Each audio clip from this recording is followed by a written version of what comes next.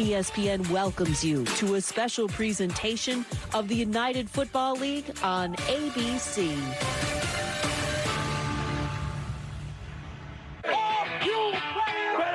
A new group, new coaches, new group of guys. Just a different type of juice this year.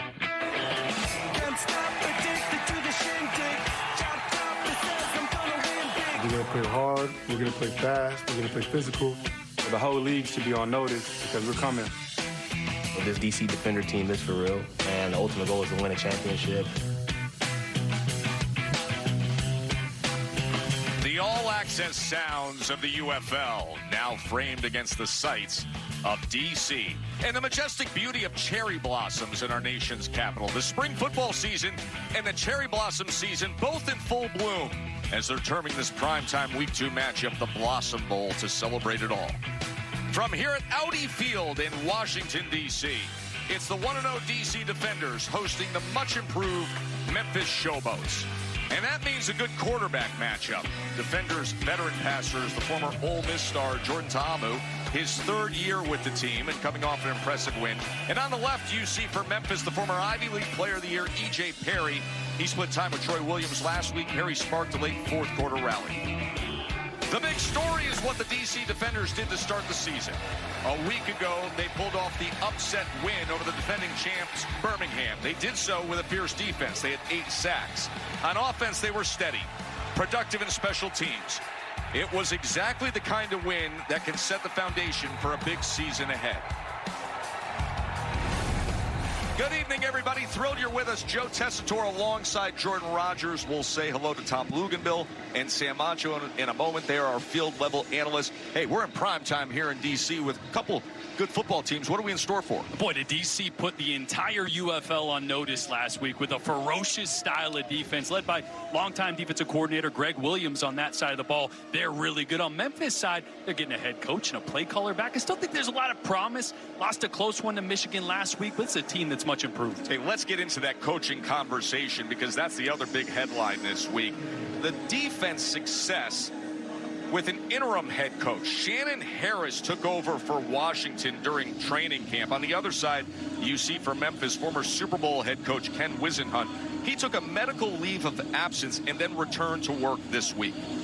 I think we saw DC respond to Shannon Harris. There's a different energy that he brings that Reggie Barlow maybe didn't have. Good or bad, they responded. And on the Memphis side, having your play caller, having your head coach back, there's a sense of stability and hope on that side of the ball. The offense is going to be a lot better this week.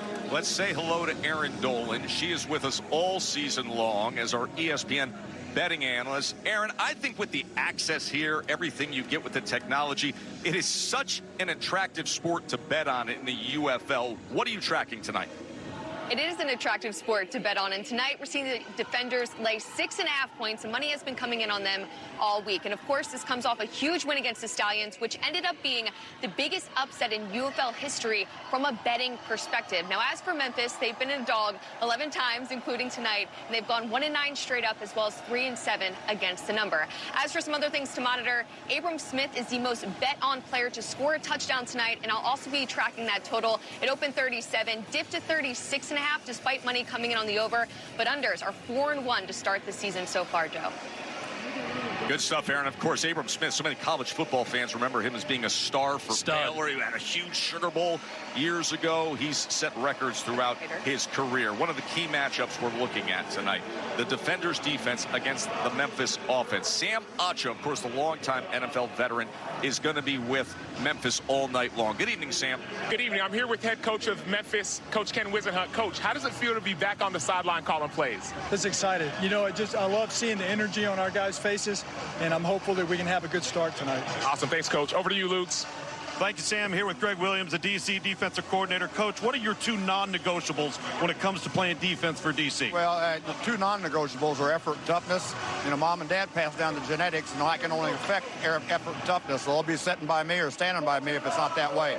Coming off a 6-sack performance a week ago, but you said there's some 8 sacks. But there's some things to clean up. Most notably, you said there's some leaky runs from quarterbacks up the middle. How do you prepare for that? And, you know, we've got to do a better job in some of our cage rush plans, and you'll see a lot of games out there this week. All right, thanks, Coach. You bet. All right, Tess. That is classic Greg Williams right there. Yes, it is. Hey, the home team, DC, decided to kick off to start this game. Second season of the UFL. The XFL and the USFL merged spring football leagues. Week number 2.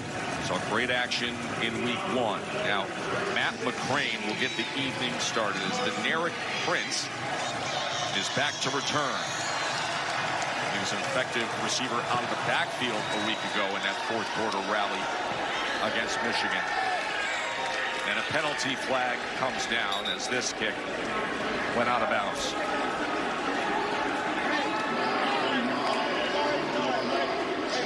There is E.J. Perry. He was a superstar in the Ivy League at Brown University in Providence last week. He rallied Memphis when they were trailing Michigan by 14 points, put together a long drive within range. And he gets the start again. Remember, we saw both quarterbacks, E.J. Perry and Troy Williams, last week. Talked to Ken Wisenhunt before the game. He said E.J. had the best week of practice he has seen since he's been around him. Expects him to play at a high level tonight.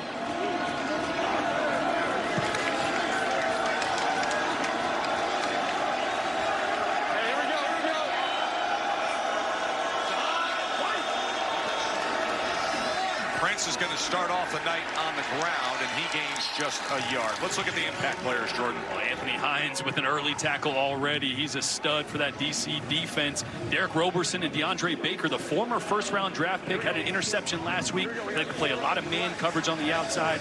Jacob Cabote, they brought him up, elevated him. Running back, they expect to get a lot of touches, and their +1 receiver who's got to make plays tonight, Jonathan Adams, on the outside. He'll be matched up against Baker quite a bit. Second down and 8. Play action. Perry gets it out into space to Lassiter, and Lassiter is tackled at the 44-yard line. It'll be third down from there.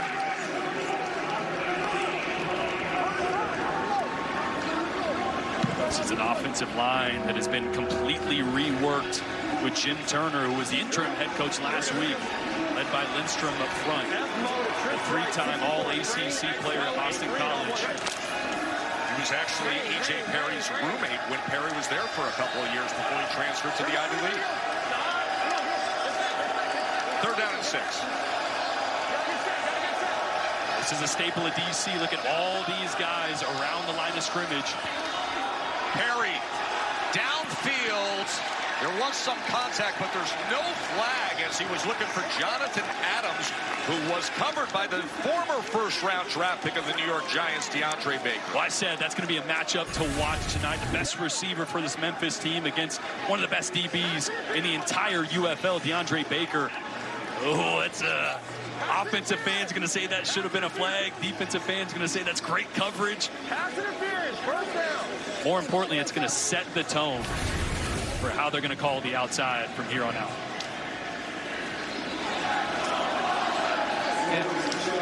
This is a great wrinkle, a little challenge from head coach. I'm on the right 25. Two's not playing the ball. He's into the receiver. He does turn, but then I've got to grab with the left hand, and he's pulling the receiver. So we do have pass interference. I've got the 35-yard line as a spot. So we're going to be at the 35. Where's my previous spot?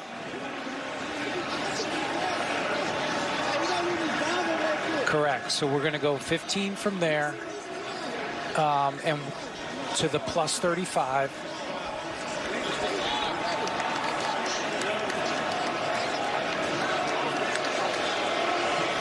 From the previous in real time, you're getting the transparency of officiating in the UFL. After video review, the ruling is pass interference defense. The penalty is 15 yards from the previous spot and includes an automatic first down.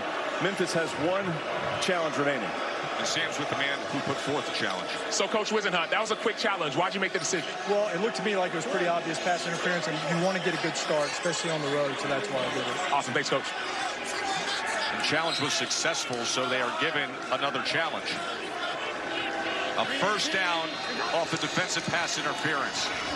Quick strike from Perry as he connects with Kwame Lassiter, and that is a first down for Memphis. Oh, it's a great little RPO. He's just going to stick the ball in the belly of the running back. He's going to read Anthony Hines, 57, right over the ball. He sneaks up, opens up a window for Lassiter.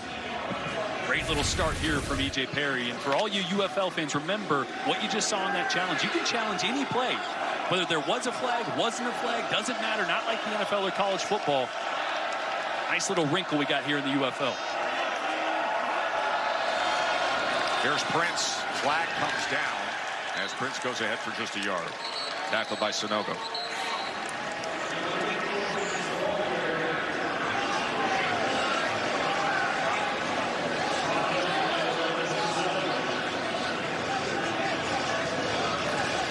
Illegal formation. Offense number 88 was an eligible player lined up, covered by position. 5-yard penalty from the previous spot. Repeat first down. You know, it's interesting because we heard E.J. Perry yelling for the challenge. He knew right away it should be PI moments ago. Hey, challenge! Challenge! Challenge! Challenge! Challenge! Challenge! And that challenge was successful. Well, I'd have loved that as a quarterback. You know how many times I've been yelling out to my coach? After the penalty, 1st and 15. And another flag comes in. Jason Autry heads up this UFL officiating crew.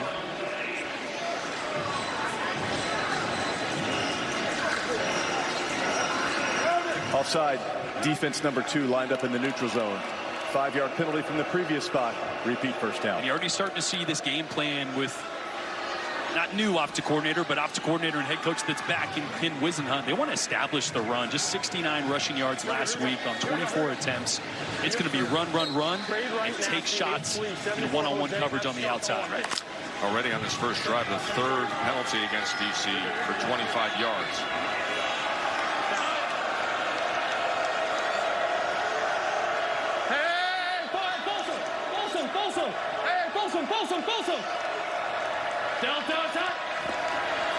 Perry.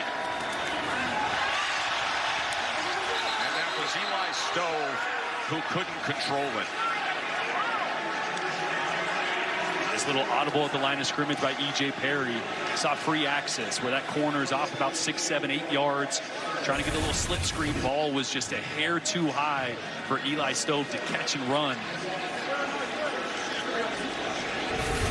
Stove was playing it as if it was a lateral at that moment.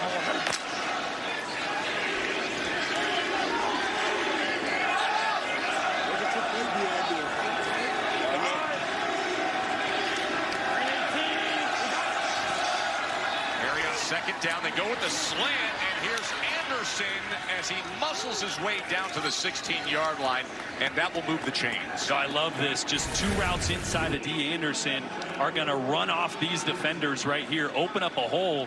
Anderson just slips right in between there. Catching DC in one of those rare moments where they're not pressing that outside receiver. Free access. It's a nice, easy catch. Throw and catch there for Memphis.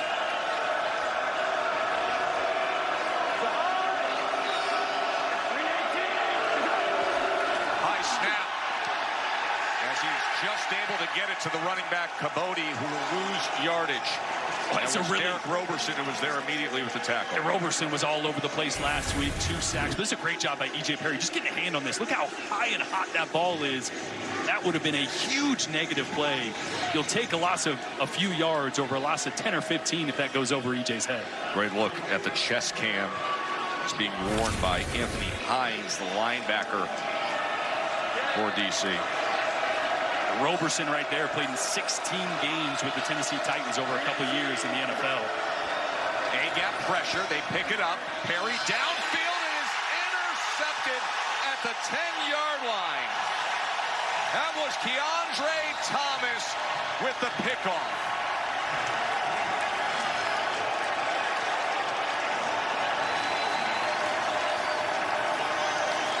Great job by Keandre Thomas playing kind of catch coverage. He's going to be off. Watch his eyes. He's in the top right corner of your screen right now. This ball is left inside by E.J. Perry. It's got to be out earlier, and it's got to be on the sideline.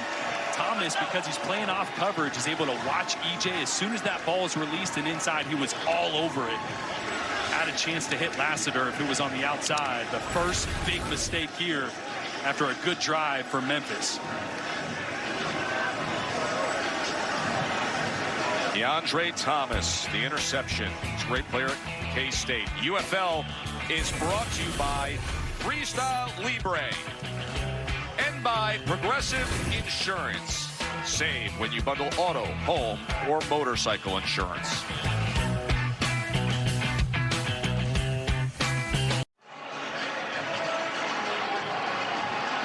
Welcome back to D.C. here with the big man of the hour, DeAndre Thomas. Huge interception to change the momentum right there. What coverage were you in? What did you see? We were in cover one. Said I was just reading quick game from the quarterback.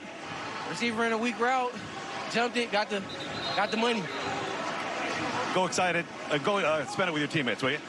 He said, go. Sam, take it away. So I'm on the sideline here on the Memphis sideline. E.J. Perry's dealing with an ab strain. Now he's still up, but he's been messing with his ab with the side. He was kind of limping on the field, so that's the situation. He's on the sideline right now. Talk to the trainers. Ab strain, but he's still up. You can see him reaching to his left side. He's made the start, brought his team down the field, and then threw that interception. But clearly affected by that abdominal strain as Jordan Ta'amu in the DC offense is out there set to get to business, and this is a good way to start it with the running game of Abram Smith. Yeah, Abram Smith coming off a torn ACL from last year. A little rusty last week, but he's so dynamic out of Baylor. Mentioned Abram Smith there. Chris Rowland, he's a guy that they'll give reverses. They'll get him out in space, a guy that's dynamic to watch. And then both the linebackers, Still Chambers and Zeke Vandenberg, the strength of this Memphis defense. 2nd and 1, Smith again, and that will move the chains. This is an offense that was a little up and down last week, right? As big as that victory over the Stallions was, it was led by the defense. Oh, 8 sacks. Yeah, Jordan Ta'amu was a little up and down, a little inconsistent through the air. That's not who he is, though. He's one of the best in spring leagues. He's a mainstay. He's a legend. XFL. Back in the day, was a player of the year, 2nd in UFL passing last year. Expecting to have a much better night. They're going to keep it on the ground with Smith, and this time he's met right at the line of scrimmage. Good play by Steele Chambers, the former star linebacker at Ohio State. 29 chair. 29 chair.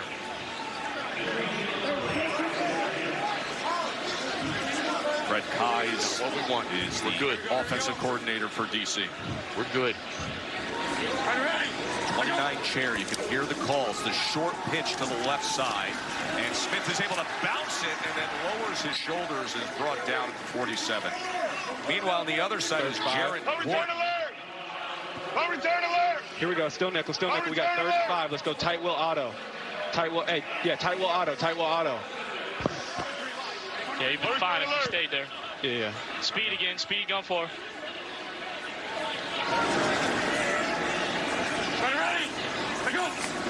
Third down and 6.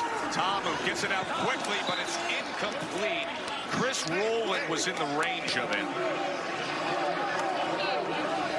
Yeah, Rowland had a step there, just a little quick out by both the inside slot guys. Ta'amu just missed him.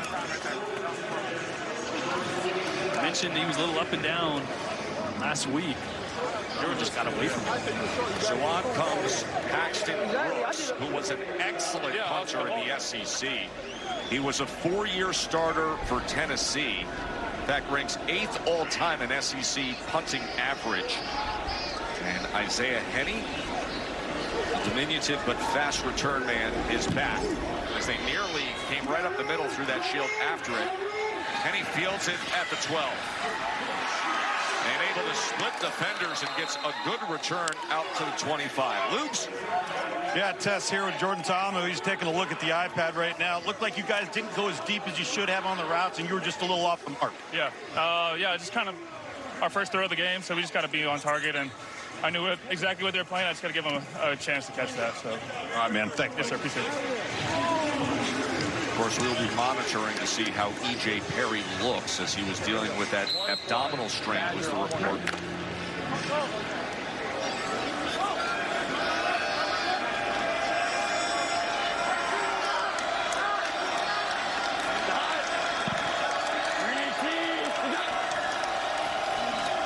Caboti trying to find something and doesn't find anything as he was stacked up by Niles Scott.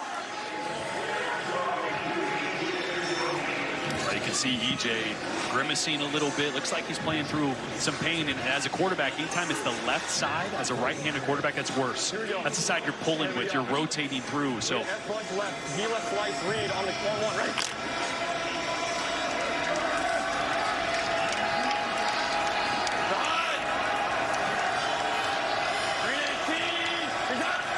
Second and 9. Oh, a whole lot of traffic coming in. A flag comes down. We'll check on that. Remember, 8 sacks a week ago as Bryce Thompson came crashing in from the defensive backfield. But let's check on the flag.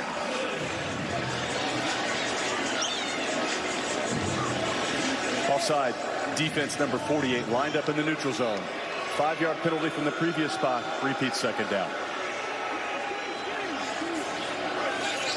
Williams' ultra-aggressive defense. Andre Mintz just a little over the snap there.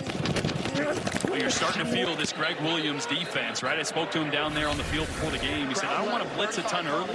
I want to feel him out, and then I'll start to heat up as I get a feel for what Ken Wisenhunt wants to do. Second and 4 now for Memphis. Cody able to weave his way close to the 35. Now the beauty here is we have access to the play calls, including that going to the headset of the backup quarterback, Sam. So I'm here with Dresser Wynn, one of the quarterbacks for Memphis. It looks physical out there. What are you seeing from EJ?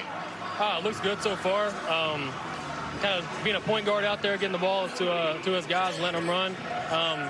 Just not a great decision on the pick, but hey, he'll bounce back.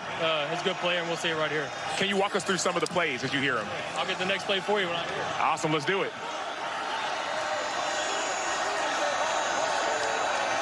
3-by-1 here. Not 35. Timeout. You hear on the 3rd and 1 that Memphis wants to use their first timeout of the evening. Memphis has called their first charge timeout of the half. It's 30 seconds in length. Coach Ken Wisenhunt back after a leave of absence. Longtime NFL head coach, of course, with Arizona and with the Tennessee Titans. Led the Cardinals to a Super Bowl back in 2008.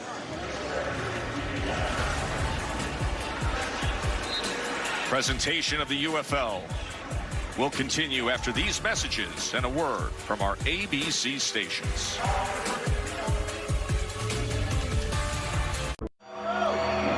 Here with starting quarterback EJ Perry, 3rd and 1, 3rd and inches in the middle of the huddle. How do you feel?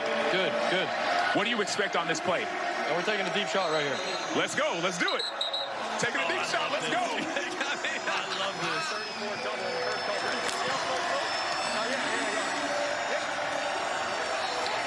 I don't think they're really taking a deep shot. I don't think so either, but I hope they do.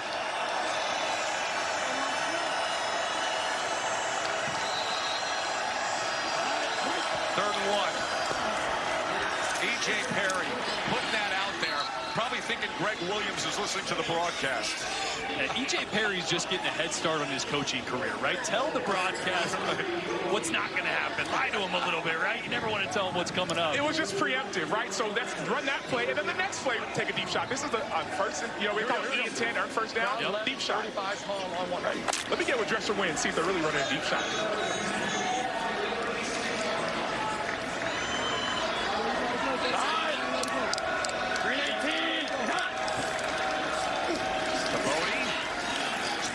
There, and then his forward momentum takes him ahead for 2 yards. I will say, though, Jacob Cabody just got elevated this week. He wasn't active last week. He's running hard. He's falling forward, so he's getting 2 or 3 extra yards every time they hand it off to him.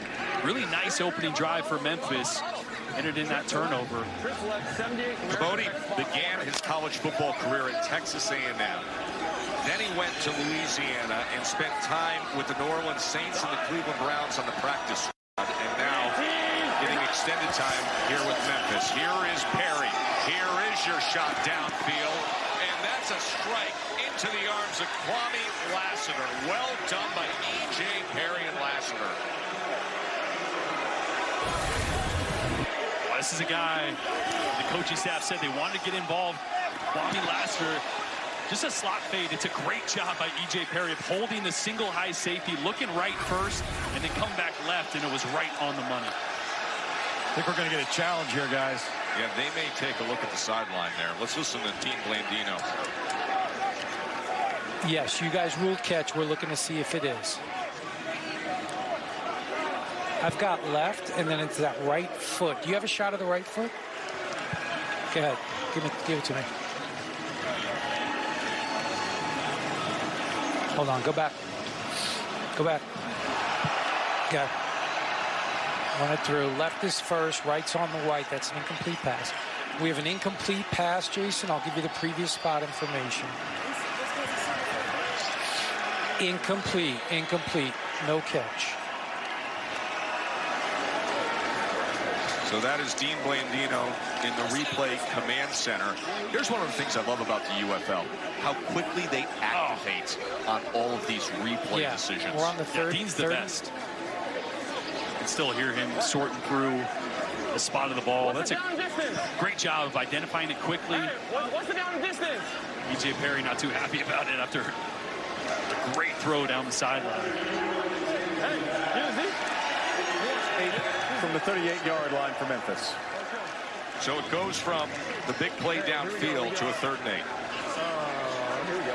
We got trade left, 65. Here's next shallow swing on one. Right. Stutter. Boy, he just went to Isaiah Henney, or excuse me, Elijah Stove, and said, you got the stutter. Stove is right there on the outside. He's trying to double move to him. Here's your 3rd and 8. Perry being pressured, but gives it off downfield. And waiting for it and coming up with the catch is Eli Stove.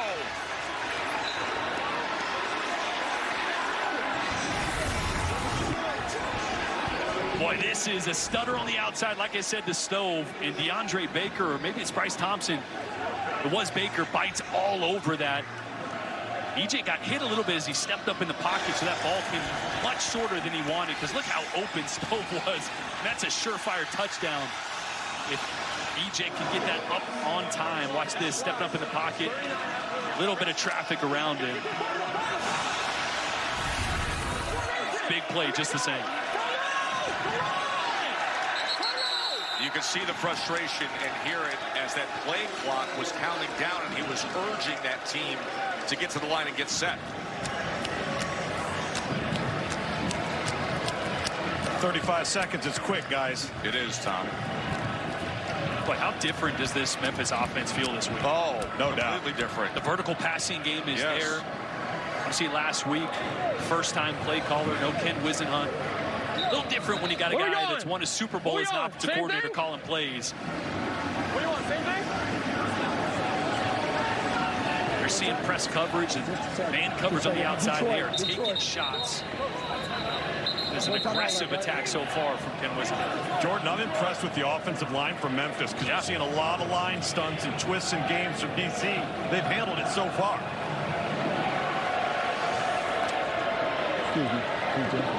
Yeah, no, I'm listening. Slice sucker. Last week, this was a little bit of a counter play. A handoff, get some big guys up front. Moving. Prince finds the hole. Prince inside the 10. 1st and goal, Showboats. That's a great job. It's a double team right here. That really opens up that hole for Deneric Prince. Lindstrom did a good job sealing it. Yeah.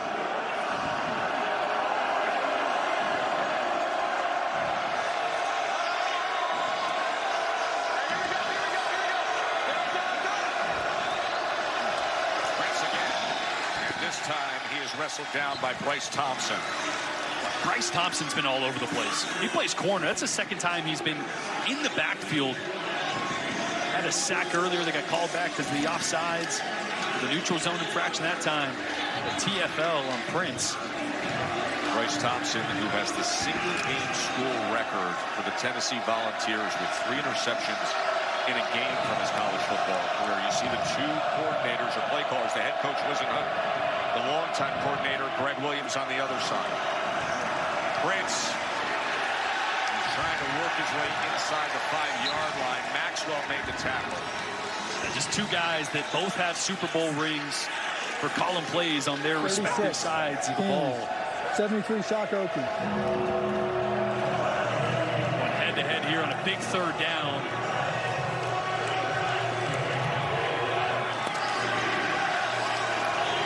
Third goal.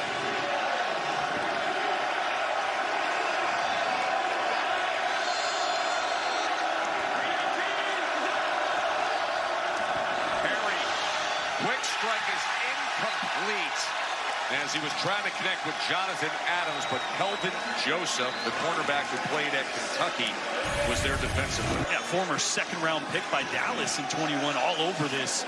It's a play almost similar to what they ran earlier. It hit D. Anderson on this time. Jonathan Adams, that is tight coverage there. For last time there was a question, the challenge flag was thrown. Not this time. Kelvin Joseph comes up with the play. Just after leaving the SEC. You said drafted into the NFL. In 26 games played with the Cowboys. Jared Thomas is the starting left guard as he is being tended to.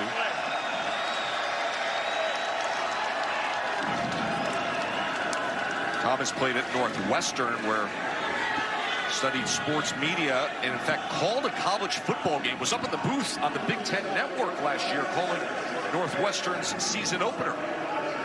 Keep playing football, big man. I don't want you to come take my job. Exactly. Maybe we'll get him on the mic a little bit later, huh? Matt Coughlin now on for the field goal attempt.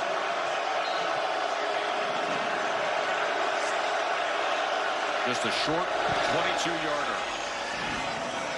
as he puts it through. So a well-managed drive by Memphis. Now, the flag comes in late on that successful field goal.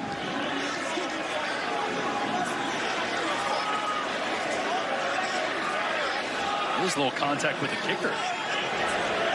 Yep, Landfoot got taken out. Is it a fourth? It's not a first down. It's still fourth down. Still fourth down. Running into the kicker defense. No, still fourth down. Still fourth down. They're going to take the point, sure.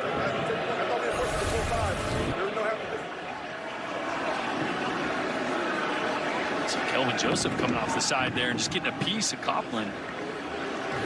Penalties declined. The field goal is good. Actually, his kick foot, by the time it came down, was what he took out. But they will keep the points on the board. So Ken Wisenhunt is back to business as the head coach of Memphis after a leave of absence. Of course, Ken Wisenhunt, a long career, but he started off as a young man in Augusta, Georgia.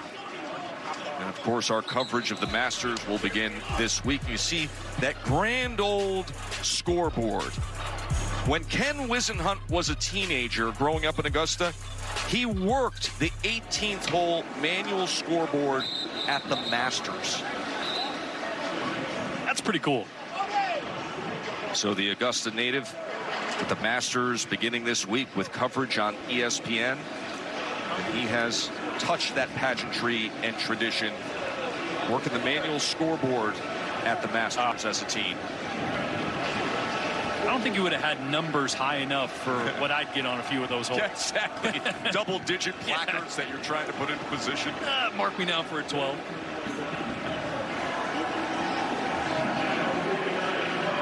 It's a really impressive start by this Memphis offense. 11-play drive. Yeah, 2 long drives. See, the first one ended in the interception. That one capped off with points. Different Memphis offense than we saw last week against Michigan.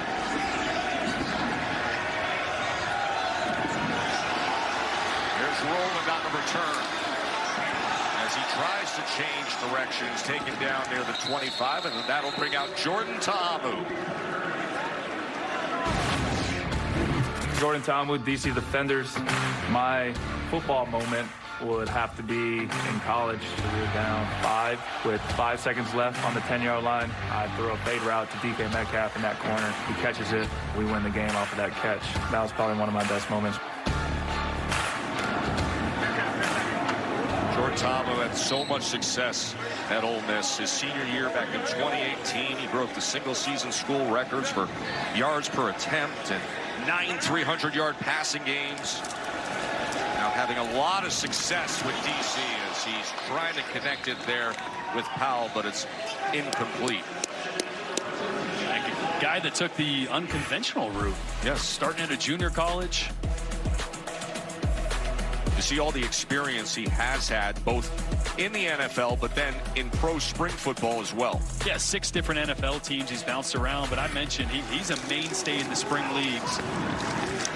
Led the USFL in yards in 22, XFL Offensive Player of the Year in 23.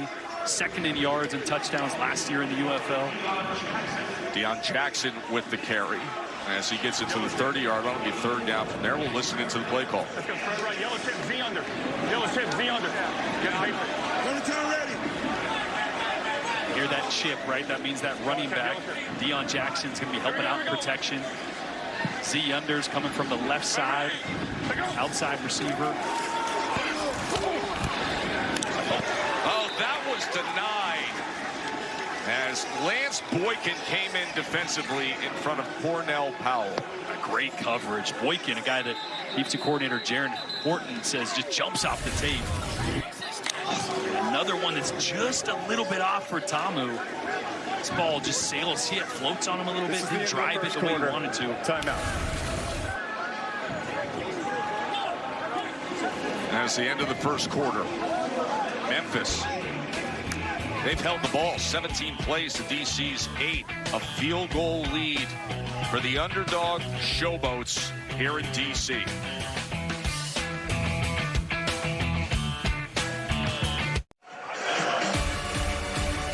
Action continues week 2 of the UFL. Tomorrow, the Roughnecks and Renegades will be noon on ESPN. And then it's San Antonio and St. Louis to round out the weekend. That'll be on FS1. St. Louis sure looked good week 1. Yes. Running the football. Them, the Stallions, DC, all kind of congregating as a few of the best in the UFL so far. But it's early. As we see tonight, Memphis not looking like the 2-8 team we saw last year.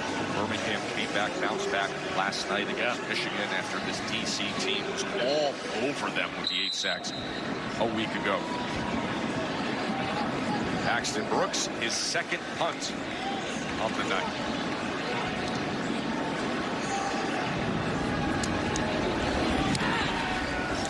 As he knuckles this.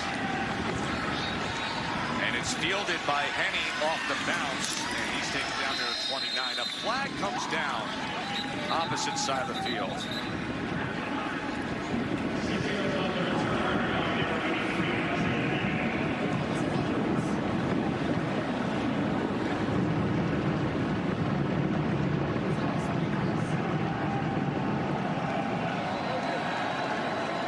The kick. So we got to go from the end of the kick. Okay, during the kick, 28 receiving team. Yeah, into the kick. During the kick, holding, return team, number 28. The penalty is 10 yards from the end of the kick. It'll be first down Memphis. Let's bring in our ESPN betting analyst, Aaron Dolan. Aaron, I look at this over-under total, and I sit here, and we got a field goal on the board. That's it. UFL's been trending unders this season. That it has. It's 4-1 to the under so far. San Antonio Arlington was the only game we saw go over the projected total. And that, of course, was with a field goal with 19 seconds left. So, yes, unders have been a trend. And this is a trend that goes back to even last season. And that's why we've seen this total drop from 36.5 to 31.5.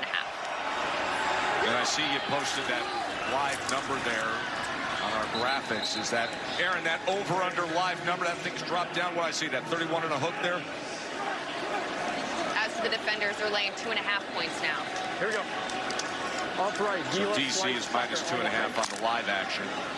Over-under came in at 36.5 on the close at kickoff, and it's 3-zip here in the second quarter. 3:18. Here's Prince. Prince breaks free to the outside. Good run by Deneric Prince. Oh, it's just a great read by Prince. This is supposed to go up inside. Watch him bounce this to the outside after it gets clogged up. Really good job. Field vision there from Deneric Prince.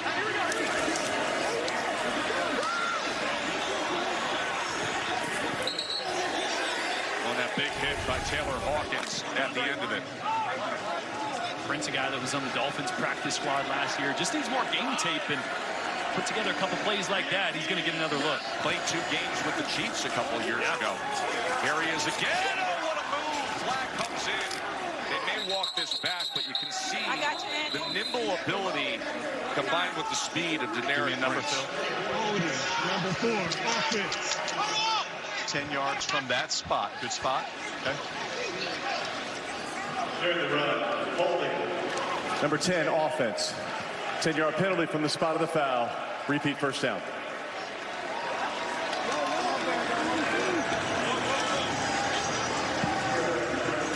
Good to have Ken Wisenhunt back to action. So many were concerned when he took the leave of absence, but had a great visit with coach this week. He's excited to be back.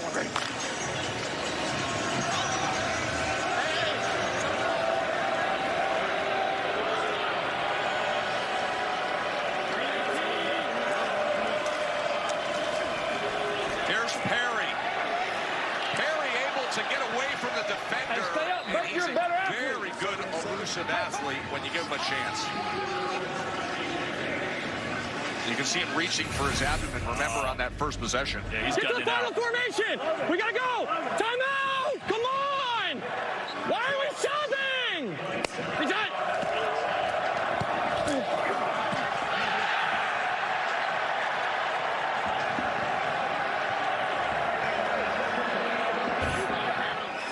That was E.J. Perry on the last drive, and that is what the son of a football coach sounds like. Oh, no doubt. His father, E.J. Perry II, was a legendary high school coach for years in Massachusetts. In fact, E.J. played at Andover High for his dad, and as a senior was the Boston Globe Player of the Year. Jacob Capote in on the play there. Big hit from DeAndre Baker. Great read from Baker there, but E.J. Perry, he's a sneaky athlete. Ran a 4.65 at the combine, second fastest of his quarterback class. He does a really good job of stepping up through the pocket at times as well. Something to keep an eye on here, the mobility of E.J. Perry on 3rd and long. Watch that play clock here.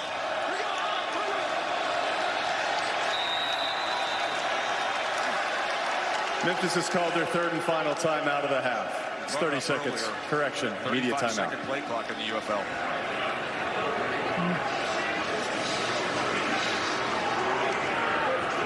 Yeah, let's do it.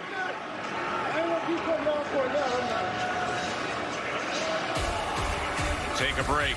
The Showboats facing a 3rd and 15 when we return to Washington, D.C.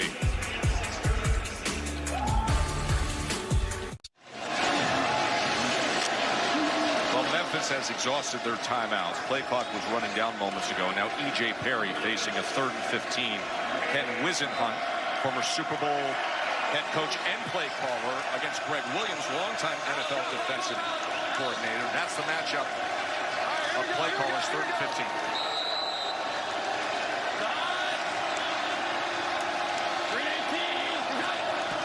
Here's Perry. 4-man rush. He's going to check down out of the backfield. Capote can't get anything at all. Anthony Hines was right there for the tackle. Yeah, Hines is so good, man. One of the best in the UFL. Had a monster game last week as well, making another big tackle. Here with Greg Williams, you said that was one of your adjustments from last week to come up mid to tackle, keep the ball in front of you. Yeah, the big thing that and how we went across, that we crushed the pocket and made the quarterback have to throw quick and hot.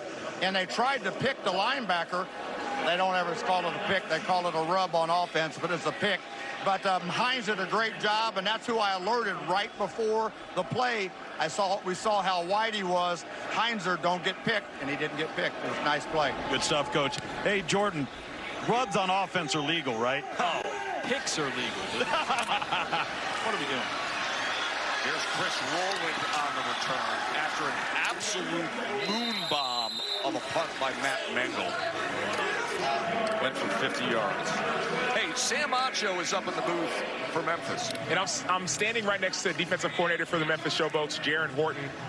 Coach Horton, what are you expecting now in this drive? Right now, it's been all 11 personnel, so we're trying to see if they're going to come out in 12 personnel or 20 personnel and see if they're going to try to give us a different look. So 20 personnel, 2 backs, 12 personnel, that's 2 tight ends. He's saying big nickel. Tight nickel, sting 3. Tight nickel, sting 3. Hey, nickel right, nickel right. Hey, give me this, give me this, give me this. Yeah, tight nickel, sting 3. Tight nickel, sting 3. Slot. Did they do what you expect? We're gonna put 20 in a pressure right here. Hopefully we can get them to run into them. DC's only had 8 offensive plays. That's good. That's good. That's what we're trying to get right there. Trying to send a nickel. Yard and a half. E.J. Hall with the tackle. Tight will 56. Tight will 56. All right, so 2nd and 9, 2nd and 10. We're probably thinking another RPO. Potentially we're playing cover 6 right here, quarter, half, quarter to the strength. We should be nickel left. Hey, alert the shot, or RPO. Shotgun near. Why shot? Flip indicated. Condensed set. Here we go. Alert shot. RPO. Smith again. On the ground. And a great run fit by Memphis to set up a 3rd down. Let's bring in Memphis's head coach, Ken Wisenhunt. First of all, Coach, great that you're back. Everybody's thrilled to have you back on the sidelines. Assess things so far with your team for us. We're fighting. We're doing a good job. We just got to clean up some of the little things because we've had some opportunities. Obviously, we've had a couple of penalties, and we've not done great with our timeouts, so we got to work on that. But I like the way our team's fighting and working. Coach, what's working in the run game so far? We're getting good on the zones, on the outside zones. We're getting good movement, and we're hitting the crease. Those have been working. We just got to keep, we got to keep doing things, mixing them up and making plays. Now, there's a completion on 3rd down to Ty Scott. Flag is down, most likely offside. We will check on that, but the completion on 3rd down, and Coach, likely moves the chains. Yeah, Coach, real quick, one more for you. How's EJ's health? He was complaining a little bit about the left side. Is he doing okay? Gutting through some pain? Yeah, he's doing okay. He said he's good to go, which you like that, the competitive side of him. So we're going to keep him in there right now. Ken, we'll let you get back to work. Thanks for the visit. You got it. Thank you. The 12-yard reception to Ty Scott on 3rd down, so it's a 1st down for the defenders.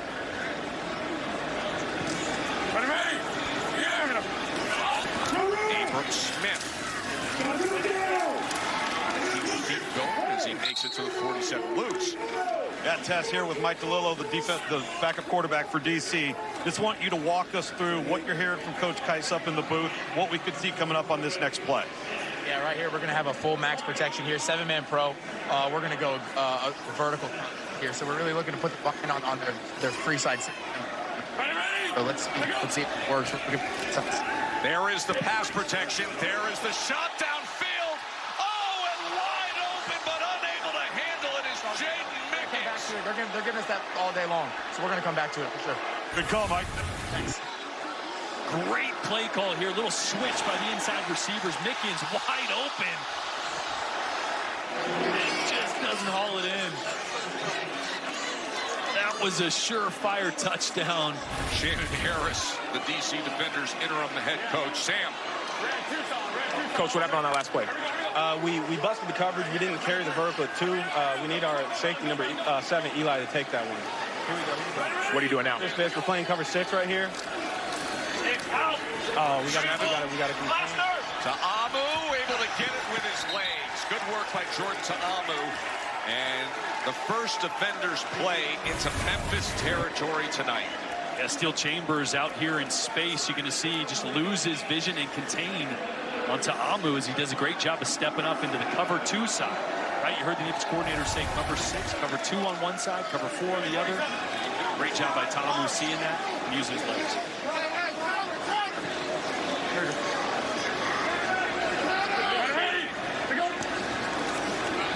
Play action. Ta'amu with time and gets it complete to Chris Rowland. Boy, look at the play action. Just affecting all these linebackers. Watch the flow here from the second level. Really opens up that over route to Rowland. Great touch throw that time by Ta'amu. 18-yard reception. We got to make our tackles. They got contain the quarterback. Got to contain the quarterback right now. They know it's man. Yeah, no, I know. Pass. Jackson gets to the 24-yard line, tackled by Steel Chambers, the former Ohio State star, as well as Isaiah Green May. Tight little Tampa. So hurry up. We can't sub when they're not subbing, guys. We can't do this. Yeah, they were slow at the ball. I got you. Just ask. Tampa 2. I called Tampa because our corner was giving me the signal that he needs a blow. He got subbed. I got you. 2nd and 6. Ta'amu over the middle, and it is complete as he goes to Moore, the big tight end. And then a late flag comes in at the end of the play. 15. Probably.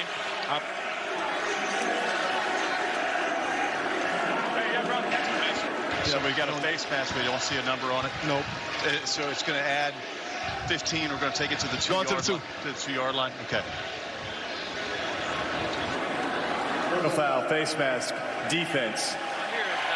The penalty will place the ball at the 2-yard line. Automatic first down. 13. See the face mask right there. Adewusi. Things you never knew. Your defense coordinator has to call a certain coverage because a corner is tired. Yes, right? exactly. You're sitting on the couch. You never realize all the things you have to juggle as a play caller. And now, backup quarterback Mike DeLillo in the game. They like to run with him. Expect something downhill. Quarterback run. First and goal. Mike DeLillo in. And there is the quarterback run. But they take out his feet at the 3-yard line. Excellent play by Walker. Look at Eli Walker just come straight through the line of scrimmage. Great job. Watch him knife right through, right here. DeLillo's a big quarterback, man. About 215 pounds, big lower body. Great job of knowing what was coming and blowing that up. And now Jordan Ta'amu back in the game. They only had 8 plays prior to this drive. Now this is going to be the 11th play of this drive. Play action to the right.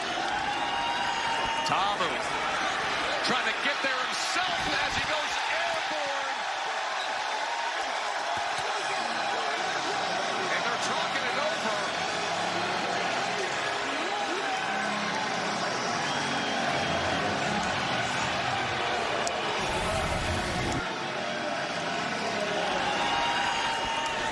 They're saying short of the goal line. What the effort going airborne. Ball was in his right hand, though. Great look here from the chest cam. Ortho home defense conversion attempt will happen after a score.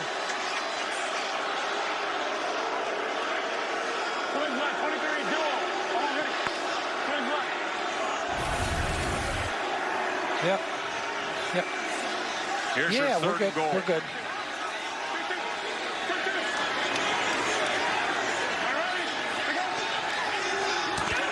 Wow! Massive tackle for loss by P.J. Hall. Boy, P.J. Hall, the big man, 6 foot, 300 pounds, a former second-round draft pick, number 57 overall by Oakland 2018. Still living out the dream here in the UFL with a big stop on the goal line. And right before that play, we saw Dean Blandino giving a look at that play, and he said they were good. The spot was short.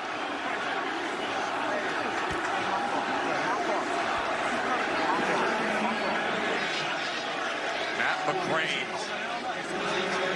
on to attempt the short field goal to tie the game. And he does. So a long sustained drive by DC, but in the end, one big tackle for loss, and it holds them to 3. Lose. Here with Coach Shannon Harris. Coach, you tried to call the timeout there. Why? Yeah, it was something that we didn't like, the look, so we just tried to get that play stopped, but we still could have blocked it properly, but we didn't do it, but we wanted to get a timeout to make sure we had the right call. All right, thanks, Coach. Yep, appreciate it. 3-3. Boy, Aaron said the unders have been trending. Are they ever here? More to come from DC after this.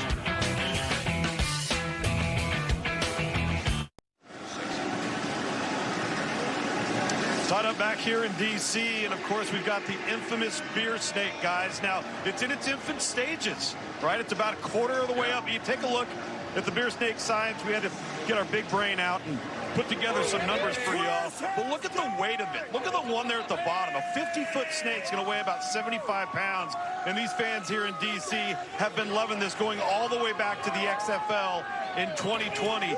And there have been moments, and who knows, it might happen tonight, where that beer snake will make it to the very, very top row, and then we'll end up having to make a hard right turn along the back aisle.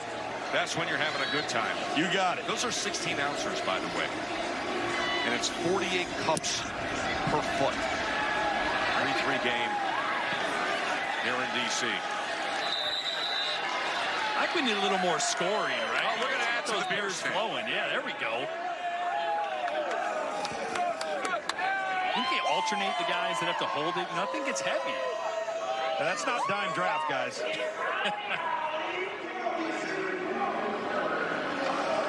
By the way, Evan Diaz is the name of the guy who's the anchor point for the Beer Snake.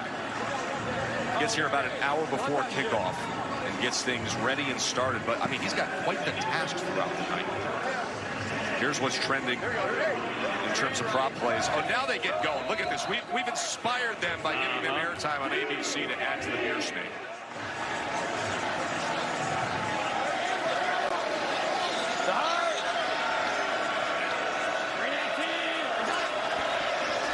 E.J. Perry on first down.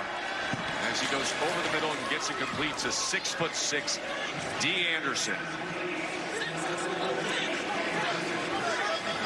Greg Williams right now playing a little more soft zone coverage, not the traditional man press across the board. And E.J. Perry taking advantage of it. There's Perry on second down, and that was just denied at the last second as D. Anderson was trying to get upfield, but the former first-round NFL draft pick, DeAndre Baker, broke it up. Oh, you won the Jim Thorpe Award in 2018 for the best DB in the country, and you're seeing why right here. Undercutting that slant route, getting a hand out. It's a good ball, accurate, but Baker all over it. Of course, you and I often covering the SEC. His 4 years at Georgia, he only allowed 1 touchdown pass. Is that good? That's pretty good. That's pretty good.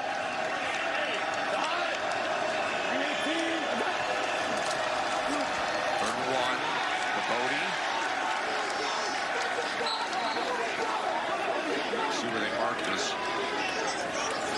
Joe Wallace in there with a big hit. 2-time FCS All-American at Sam Houston State. I love you get a mix of guys. You get guys that played at Georgia at the top of the pinnacle of college football. You got guys that were All-Americans at the FCS level, all still fighting for that dream of playing the NFL. That one indeed came up short. 4th and about a football. So Matt Mango comes on to punt away his second punt of the evening. Played his college ball at UCLA. Newcomer to the team this year from Memphis. Last played in 2023 with Pittsburgh.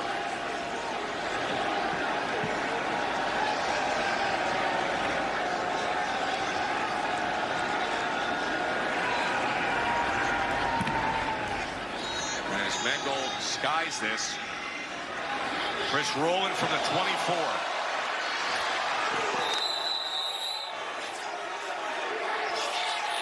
Some exciting stuff coming your way right here on ABC tomorrow at 3 Eastern. It is the Women's National Championship game. UConn taking on South Carolina. The pregame special gets it all started at 2 Eastern. Plus Sue Bird and Diana Taurasi will be doing their own commentary on ESPN, the alternate broadcast. That's 3 Eastern on ABC. Great matchup of powerhouse programs with UConn and South Carolina playing for the national championship.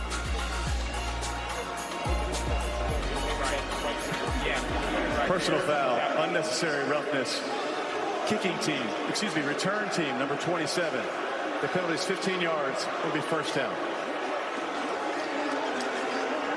Big crack back block there.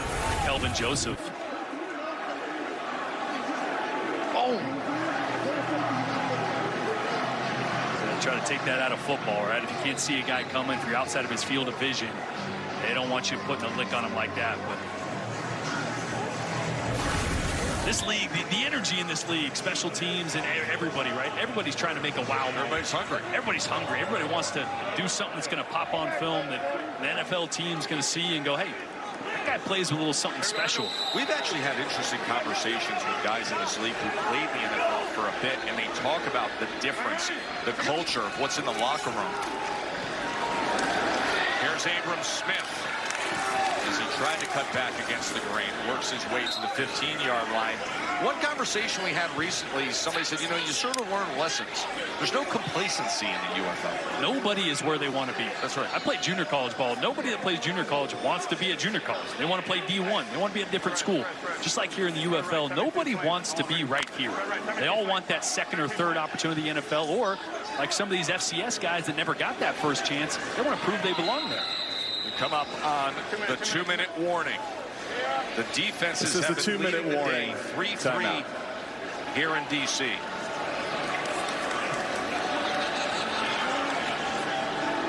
And Wisenhunt back in action for Memphis. This presentation of the UFL will continue after these messages and a word from our ABC stations.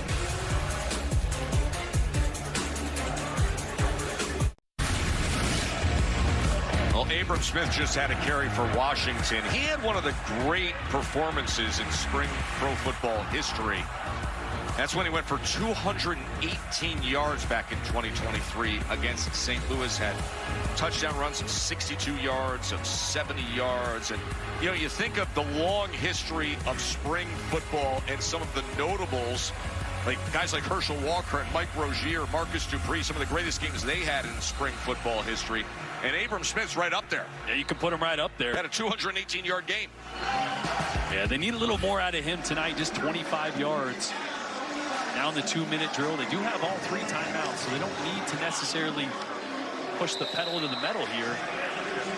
By the way, he also had one of the greatest Sugar Bowl performances. He had 172 yards in Baylor's winner for Ole Miss back in 2022.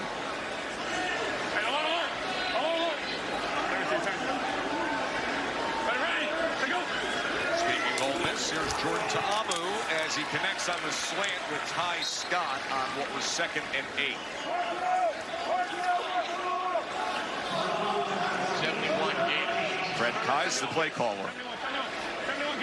Hey, spacing or mesh, spacing or mesh. Tight will auto, red left. Gators all out, so they're going to see quick outs from all these guys. Spacing. 3rd and 1. Ta'amu. Oh, that was denied at the last second that time.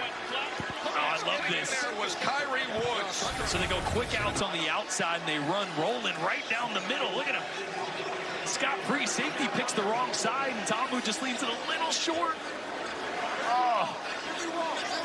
Once again, D.C. had a guy wide open for a touchdown. First one was dropped by Mickens. That one, a little short.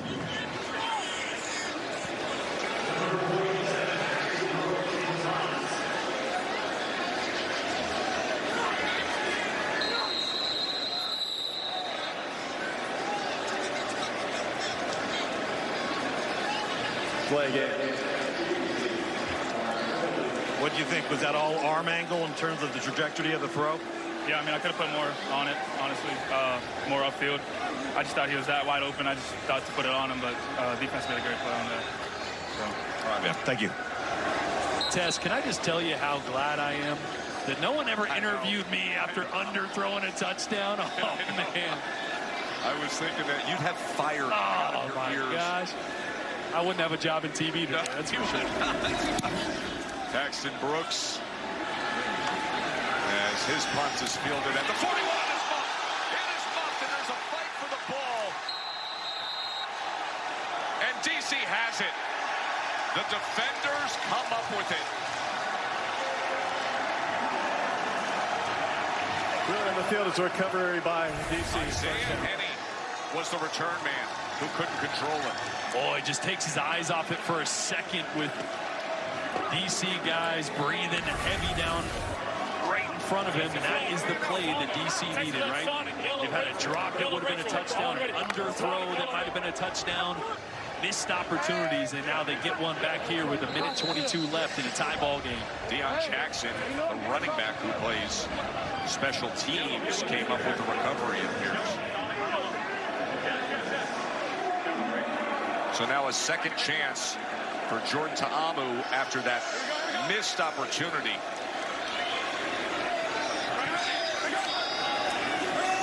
Ta'amu looks this way as a vehicle to go downfield and once again unable to connect with Powell. So he pumped to the left before he took the shot, and it's incomplete. Boy, just hasn't been super sharp tonight. That time, great pump. He moved the corner, got him to bite, and just behind on that one.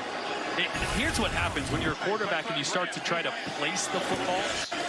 Because your guys are so wide open, you're like, okay, don't overthrow them. You short arm it. You guide it.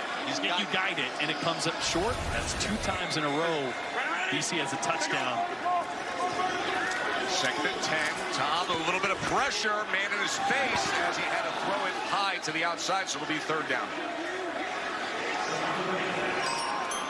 And unfortunately, sometimes that happens because remember, let's go back to that drop by Mickens that was a perfect throw that would have been a touchdown. Now as a quarterback, you go, oh man, he dropped that. Now I got to make it easier on him. And you start to think too much, you react less, your instincts don't take over. It's third and 10 after the muff punt was recovered by DC. Tamu drives the ball downfield and complete to Scott. And it's a first down at the 20-yard line for the defender. And that's a laser. That is a great answer by Jordan Ta'amu. Put that one right on the money in a tight window. 21-yard reception.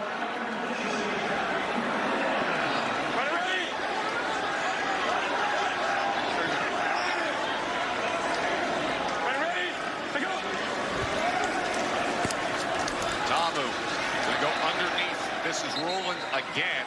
Now DC does have 3 timeouts remaining. Yeah, probably use one here. Give me a...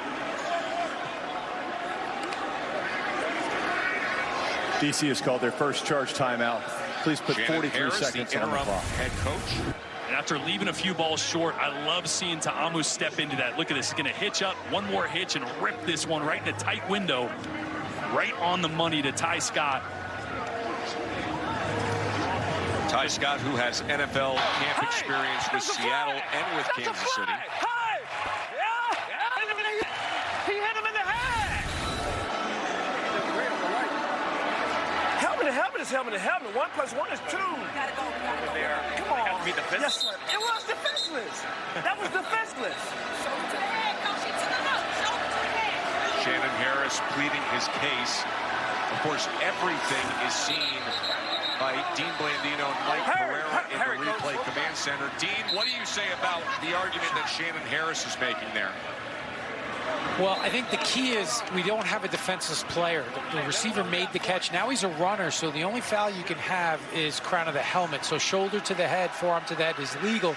It was a shoulder to the head, so that's legal on a ball carrier, not a defenseless player. Good, clear explanation from our VP of officiating, Dean Blandino, who's working the game in the command center. Tom with pressure, tries to spin out of it, and then is ripped down and tackled right away. That was Boogie Roberts coming up with the play. And it's going to be initial pressure here off the left side, and then Roberts is going to loop around and be right where Ta'amu is, trying to scramble away. Great DC has called their second charge timeout of the half. Would be 30 seconds in length. By the way, one of the great personalities in the league. That guy, not just a football player, does commercials as well. He models for North Face and Nike. Went to San Jose State, has his SAG card with national TV acting experience and national commercials. He said, look, 1 week, this is what I want to be when I grow up. 1 week, I want to be in the WWE. You know a thing about that. He said, the next week, I want to be cooking with Martha Stewart. That's range right there. That is range. And also bringing down quarterbacks and eating them for lunch. A little bit. Yeah. Hanging out in the WWE and then hanging out with Martha Stewart. No doubt. It's going to be a 3rd and 14, under 30 seconds to play in this first half. Out of this too, just because of the distance. Good 3rd and 14 for Tamu. He gets it complete, but struggling to try to surge ahead to that line is Ty Scott. It's 4th down? Yes, it's 4th down. He's going to let it run. Clock is counting down. They do have a timeout. They're going to let this tick down, call a timeout, kick a field goal. And that is exactly how they will manage things. Shannon Harris, the interim head coach, putting his team in position to take the lead. Coming down right now. Field goals not bad here. Remember, they're going to get the ball after half as well. So they can get points here and then with some momentum get the ball after half. You're listening to our betting analyst, Aaron Dolan. She put the number forward that the unders have been trending heavy in the UFL early on. This thing closed at 36.5. Live action dipped much lower. We could have a 6-3 game here. Hey, stock market's all over the place. Bitcoin's all over the place. You want to make some money? Bet some unders in the UFL. See if Matt McCrane can break this tie. 30-yard attempt. Trey Berry, the snapper. Paxton Brooks, the holder.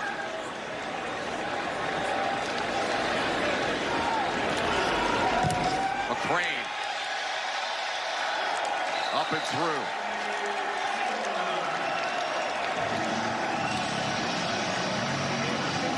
Well, Coach, you didn't have the ball much in the first quarter. You finally got the ball, got some rhythm. What were your assessments of the second quarter?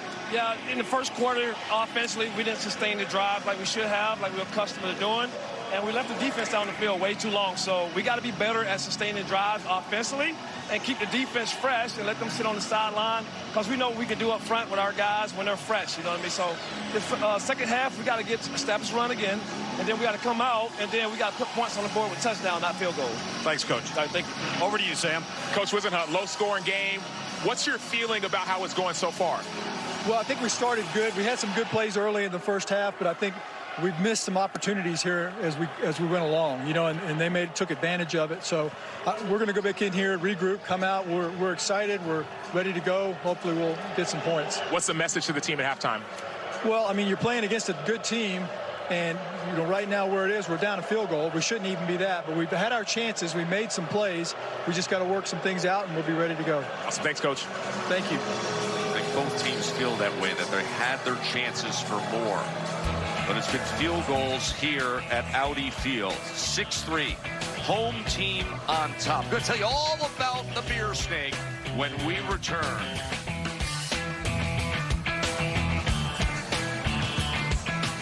Halftime here at Audi Field in Washington, D.C. And the D.C. Defenders have a 6-3 lead in what has been a defensive struggle against Memphis. The UFL in many ways is really common sense, fun football. All access, innovative, embracing technology, gambling, and more. And it takes great pride in simply serving the fan well. But it's the fans who are well served that have created the buzz here in Washington. With beer after beer, they've made this home venue one of the most distinct of all. For years, we Americans have wrung our hands about the decline of manufacturing. We've fretted over our crumbling infrastructure, and we've eulogized many a Rust Belt town. But it's not fair to say that the age of American enterprise is truly over, because we still make things in this country. Sprawling, majestic, sticky things. Beer Snake is a collective stack of cups, starts small and grows rather tall. The energy is palpable right now. A Beer Snake is people having a good time. And the crowds. You don't beat the Beer Snake!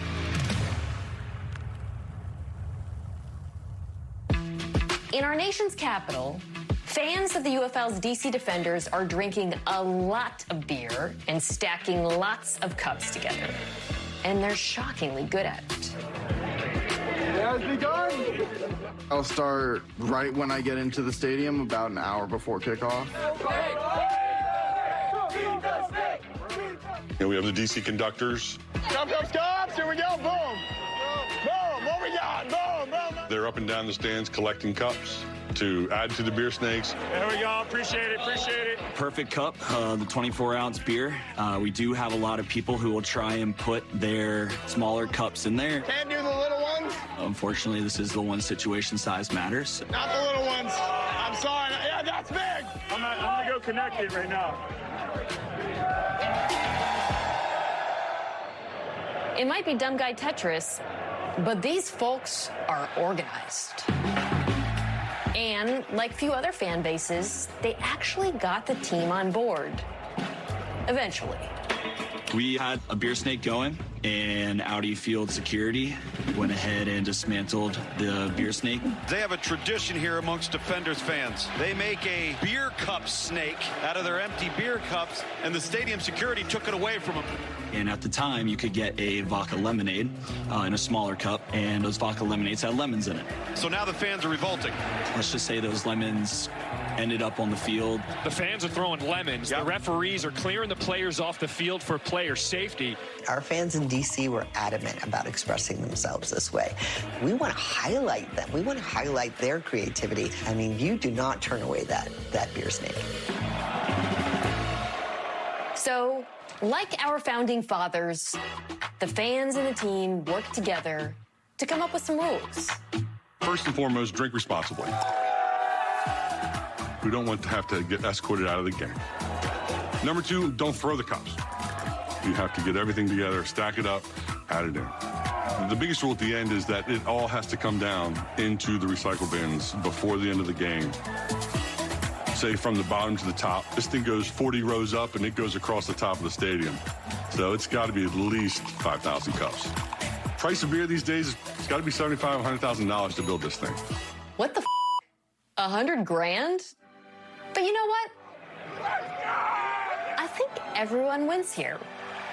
The fans got their beer, the team got its cash, and everyone gets to snake. I mean, there's thousands of people just with one goal, and everybody's on the same team. Nobody's against it. Everybody's working together, and you're all best friends for that 3 hours.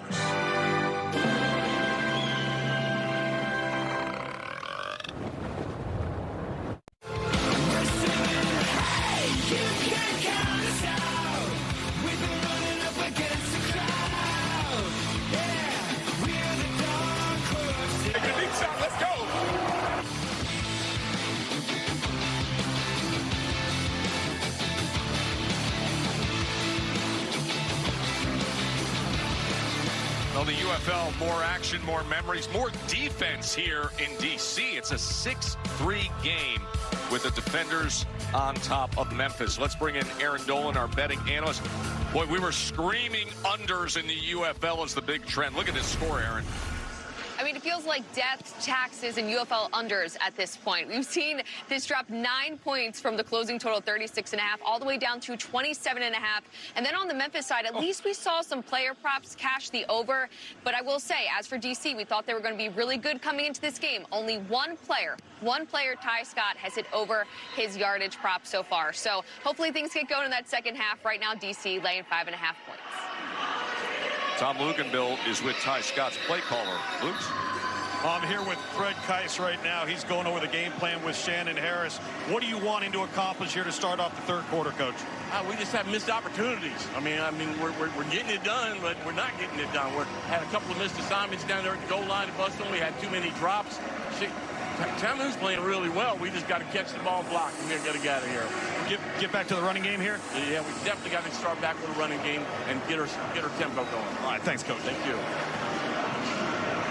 Sam? So a little bit of a different perspective from the Memphis locker room. They actually think that they have opportunities to pick the ball off from Jordan Ta'amu. They talked about his inaccuracy. They said he's going to throw us the ball. So defensively, they're hoping for interceptions on this first drive. On the offensive side of the ball, they said they are one big play away. That was Ken Wisenhut's message. We are one play away. Stay the course, stay together. What do you think of that reaction from Jaron Horton, the defensive coordinator of Memphis, and what they think they can take advantage of against Ta'amu? Well, it's a double-edged sword right now, right? Ta'amu is definitely a little inaccurate, so there is an opportunity to pick it off and get a turnover, but also there's been 2 or 3 times that should have been touchdowns because guys were wide open. So schematically, I think Horton needs to get back into a little two-shell, keep everything in front, limit some of those explosive opportunities that have been there so far for DC. Penalty here as that kick did not, I believe, get to the landing zone. Progressive. Here are the Progressive first half stats. Yeah, it was a tale of 2 quarters, right? Memphis Showboats started hot in the first quarter, bunch of yards, bunch of drives down the field, and then kind of got cold in the second quarter. It was all defenders from there on out. So the adjustments at halftime could be paramount to see which team or which offense shows up. Saw some good and bad from both in that first half. There is Jordan Ta'amu. Talked about his great football memory and moment being his 2018 season with Ole Miss. A long-time pro player, spots in the NFL, and a long run in spring football. We'll start with Jackson. And Jackson gets it out to the 47, tackled by Jalen Allen. See, those big opportunities that DC has missed so far have really come when Memphis is in a one-high defense. One safety, they've been able to move him, get guys open. The reason Memphis gets in one high is because DC starts to run the football well.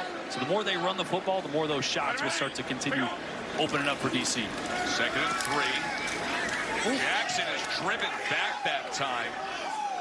That was Zeke Vandenberg, who had been the FCS Defensive Player of the Year when he was starring at Illinois State.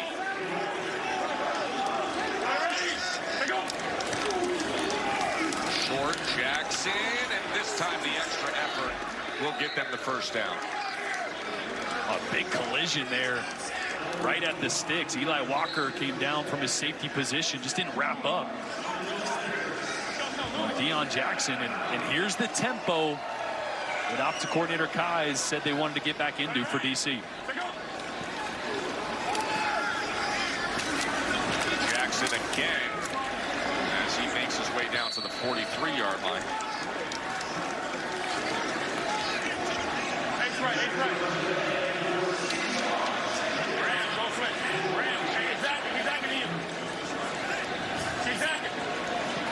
Fred Kais, the offensive coordinator.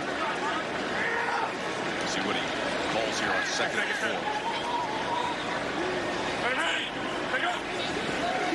Ta'amu. And just beyond Ty Scott. 3rd and 4. 3rd and 4. Here we go. 3rd and 4. Bunch right. Bunch right. Here we go. 3rd and 4. We're going to go right here. Wide spacing. 352. Wide spacing. Nickel. Check. Tight nickel stick 3. Tight nickel stick 3. Nickel left. Nickel left. Yeah, bunch. He didn't run the switch route. Wide open. 352. Quick protection. The ball should come out. Going to get 3 or 4 guys just on the other side of the sticks here. 3rd and 4. Here's Smith out of the backfield. Turns upfield and gets extra yardage for a first down. They're going to leak Abram Smith out to the flats. Everybody else is just sitting right over the sticks there. Eyes on the quarterback. Nobody goes with Abrams. Excuse me, Abram Smith there.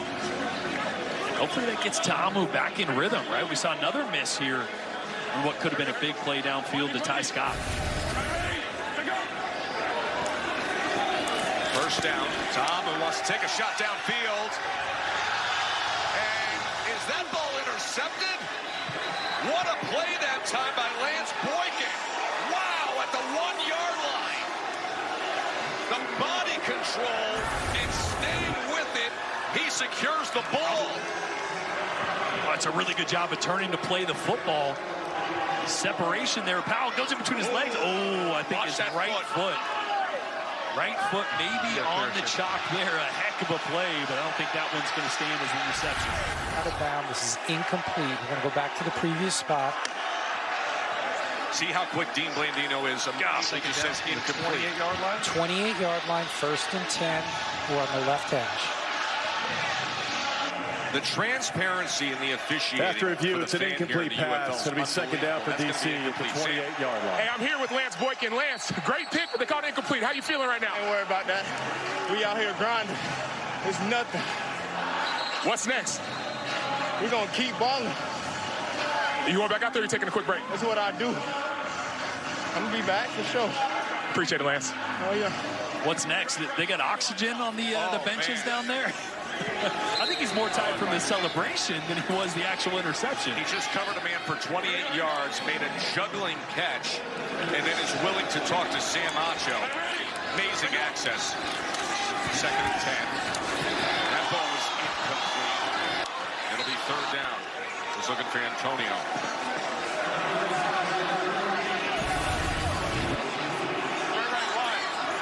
Boy, it was great position by Boykin.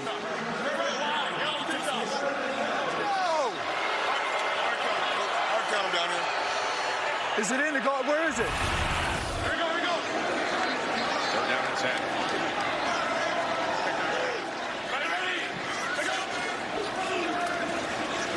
Tamu. Pocket started to collapse on him as he tried to check it down to Abram Smith. Well, the Memphis defense did not get awarded the interception as Boykin was out of bounds, but they did their job on third and fourth and on second and third down. Yeah, the defensive front for Memphis. Jalen Allen there with a great second effort to get some pressure on Tamu and good coverage downfield. That's really the difference for this Memphis defense. The defensive front, a lot of NFL experience across the board for that revamped group. Matt McCrane, he's hit from 22 and 30, this from 46. And he puts it through. 9-3 DC.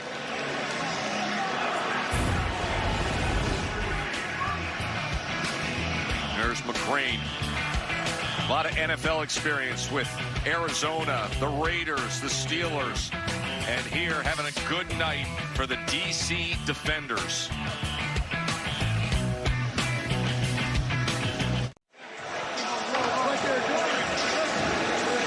Back here in DC, a 9-3 score with the home team on top. This year's NFL Draft is in Green Bay. Three-day event starts on Thursday, April 24th. Going to have every pick covered on ESPN, but also available on the NFL Network and ABC coverage that focuses on the prospects' journey to the draft. There's DeAndre Baker, of course. He was a first-round pick in the NFL Draft back in 2019. They might get a beer snake going in Green Bay for the draft. I'd like that. Yeah.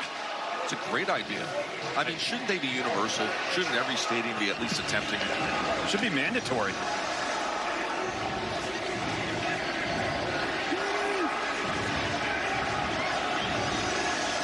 DC with the lead here. After their first two drives, they had 8 total plays for 21 yards.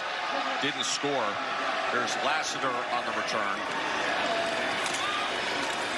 And then since then, 30 plays, 138 yards, and the field goals. Well, there's Kai Locksley, really great athlete, 6'4", 210, from nearby Baltimore, played at UTEP, and he is the son, head coach of the Terps, Maryland head coach Mike Locksley, who joins us now. Mike, great to always visit with you. How you doing as a dad being here on the sideline? I know. What's up, Joe? What's going on, Jordan, man? Great to be on with you guys. It's great to have an opportunity to come to a venue like this place, Audi Field, and to get to see my son play, which, you know, he's been up in Canada for a few years, and I wasn't able to get up there, but a short drive over, had dinner at the restaurant up at Grill Marks in College Park, and the family came down to check out young Kai, my baby boy. Coach, tell me this, more nerves coaching in a national championship or standing here watching your son play a professional football game? It's standing here as a dad, man. That's why I didn't wear any Terp gear. I wore bright green neon so he could see me. You know, I'm one of those dads, man. Just to have the opportunity to see him. A year ago, he kind of was a volunteer coach for us. I've tried to convince him to get into the family business, but he wants to keep trying this pro football thing. And as long as he's playing in a league like this, which what a great developmental league this is for guys like a Kai who are still have that football itch and may have opportunities to develop. And he was a quarterback, and now he's working as a receiver. And Mike, it's great also, and I know you appreciate it, to have Ken Wisenhunt back after his short leave of absence on the sideline coaching up your son. Yeah, it is, man. Sent out prayers out to Ken, and I know he's one of those guys that has been a great offensive mind for a long time, and it's great to see him back on the sideline again, guys. Here's a 3rd down and 4. E.J. Perry, the quarterback for Memphis, 3rd and 4 as he drives the ball and gets it complete. And that'll move the chains as he connects with Jonathan Adams. All right, Coach, put your offensive coordinator hat on. If you had to dial up a play for Kai, what's he best at right now? You know what? I've seen a lot of one-high man coverage, and with his length and his size, just let him run down the 9 route down the sideline, give him a 50-50 ball, and see if he can make a play or not. Here's Perry on 1st down. Perry, he's got good legs when he wants to, but he gets rid of it smartly to Adams. Flag is down. I don't know if Perry perhaps lost the line of scrimmage there. So that's a good spot. Line of scrimmage is about the 41-yard line. He was flirting with that line. Illegal forward pass. Offense number 5. Beyond the line of scrimmage when he threw the ball. 5-yard penalty from the spot of the foul with a loss of down. Second down. Hey, Coach, we wish you the best with spring football just up the road with Maryland. Always great to visit with you. And now you can go back to being, you know what, let's stay with you for one more play because look who's coming. Oh, number 1 just trotted on. Look who's coming into the game. All right, here we go. Here we go. Let's hear what Mike Locksley, as a dad, thinks of watching Kai Jason, out there on the field as a pro. Jason, we have a legal pass. His right foot was at the line of scrimmage. Ooh, wow. So this is going to be, yep, we've got the 20-yard line out of bounds, 1st and 10, right hash. This is excellent that Dean Blandino immediately looks at it and says, hold on, watch the right foot. Remember, any part of the quarterback's body is behind that line. It's a valid forward pass, and so that right foot just behind the 41-yard line there. Great job by Dean and the guys in the command center. So it goes as a completed pass. And Kai Locksley in at wide receiver as his father and Maryland head coach Mike Locksley is with us live. Middle field's closed there. Cloud. Caboti takes it ahead. Mike, we'll let you be a dad. Enjoy it all. Always great to visit with you, my friend. Thanks, Joe. Good to see you. Thanks, guys. Coach. All right. You know, that is a great example of what we talked about earlier with what just happened with the replay command center. Yeah. You get the big play. We saw it. It looked like he was over the line. Blandino looks at it, immediately gets to them and says, no, listen, that's first down. Place the ball there. Let's go. Let's play some football. So the big play stands. Caboti on 2nd down as he will work it to the 15-yard line. Sonogo with the tackle. It'll be 3rd down from there.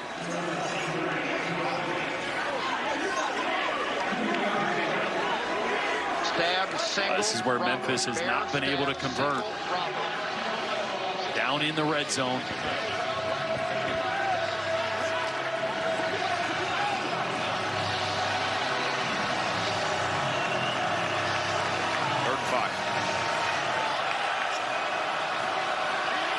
And coverage. Harry. Incomplete. It was just to the outside of 6'6" D. Anderson.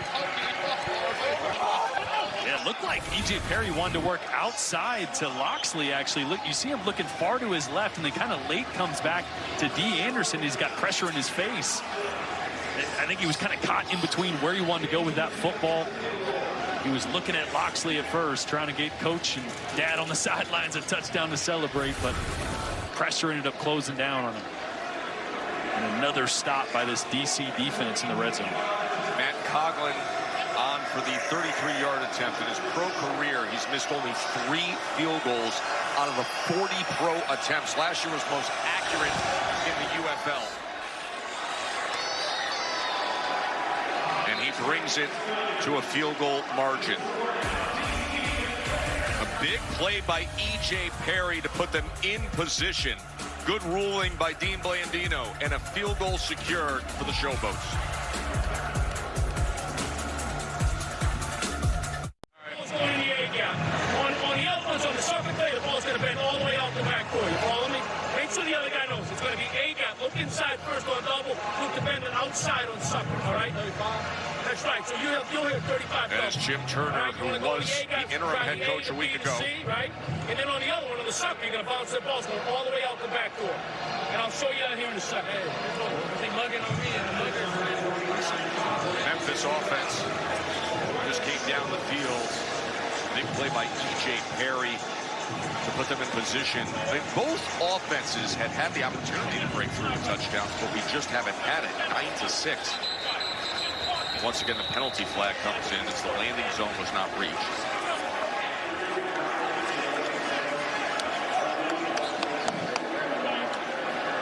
What's up, Lukes?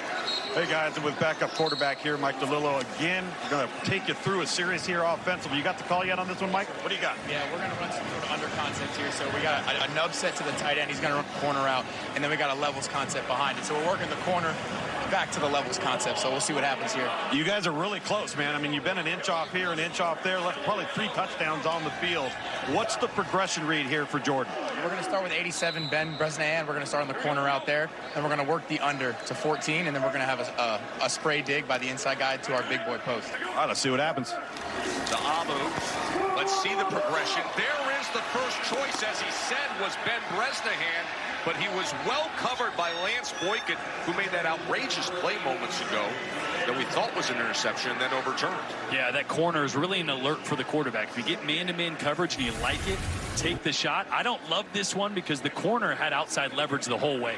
Nowhere to really go with that football. If the corner is trailing or inside, you can leave it outside. That's a tough one. If I was Tamu there, move on to that under route, get 3 or 4 yards, get in a better situation on second down. And also, Boykin's a big corner. Yes.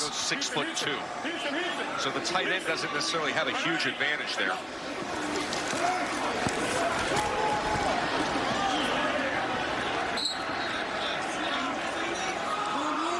All right, little underneath throw right there to the wide side of the field here. Let's hear what Fred Kais has to say. Mike, you got the call yet? 11 personnel. Bunch. No, let's go. Texas right bunch. Texas right bunch. Ram, go switch. Ram, go switch. Play that we had last get a tee out. Get a tee out. So we're going to have a tight one set and hopefully get him in that cover 2 look. Try to get that seam. Exactly. We're going to have that. We're going to burst our guy out in motion. So we're going to switch vertical concept. Put the conflict. Watch the switch vertical right here. We're down to 10. To Amu. Incomplete. It was thrown a little high for Cornell Powell. That great coverage this time. Jaron Horton, the defense coordinator for Memphis, last time said, I wanted my safety to carry that vertical. This time he carried it, and Tamu was forced to throw that one high to the outside on the second or third read.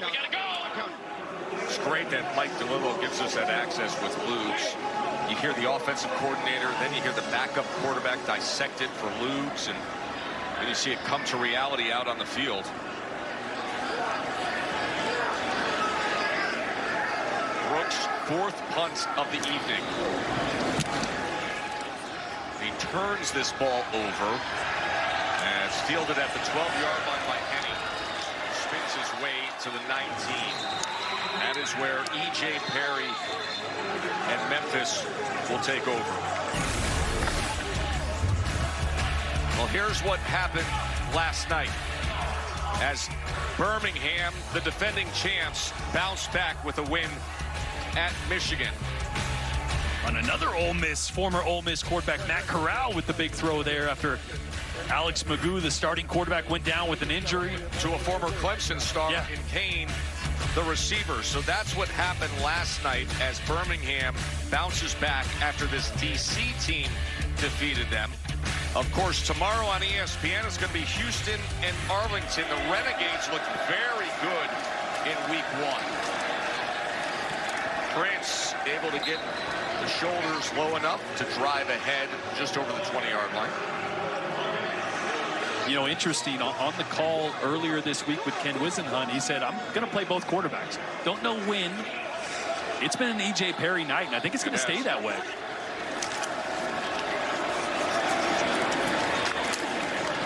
Good seam that time by Prince. Flag is down. Dresser. So, looks like it's going to be a penalty here, but we're going to be going with you on this, on some of the play calling, what we're expecting. So what are you expecting on this next play? We'll see what we get from coach, but go tempo run there. We'll be backed up a little bit here. So some sort of backed up pass and try to beat the pressure. If they play a little tempo too, which they do, then try to find a hole somewhere. So see what EJ does here. 47. So we got wristband 47, it sounds like. What play call is that? Flex left strong. F short, key left, F ocean wide turn. So what happened?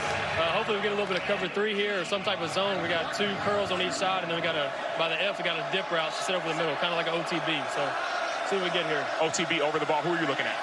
I'm reading off the middle. They brought pressure and try to replace it to the middle. Perry had to try to check down to Bodie, and that was broken up. So it's going to be a 3rd and 18. So now we got 3rd and 18. You said that was a good play, but what do you expect now? Or what are you hearing when we get the play call? Let's go ocean turn, 47, 47. Same thing. Calling the same play here. So what changes on 3rd and 18 versus 2nd and 18 if you're the QB? For me, I'm thinking just get a completion here. Get half of it back in the ball or in the drive with the ball in our hands, at least punt it away. If you see something pop that's big, then take it. But be smart here, and let's end this drive with the ball in our hands. Here's E.J. Perry. From his own 1-yard line, just had to go underneath for the shallow crosser to Adams. So they will be punting away with compromised field position as they will try to flip the field. Yeah, just an overload pressure from DC. Good protection up front, but not many play calls for 3rd and forever. DC set back in zone coverage, and E.J. Perry lucky to get a completion and get a punt off here. It's a great stand there by this DC defense. Matt Mengel with his heels just inside his own goal line will be punting away to the very dangerous Jaden Mickens, who was a kickoff returner in the Super Bowl for the Tampa Bay Buccaneers and an exceptional punt returner for Jacksonville in the NFL as well. As Mengel, it came off the side of his foot.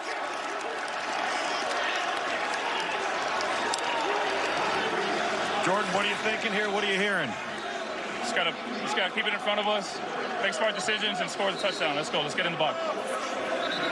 Get the call yet?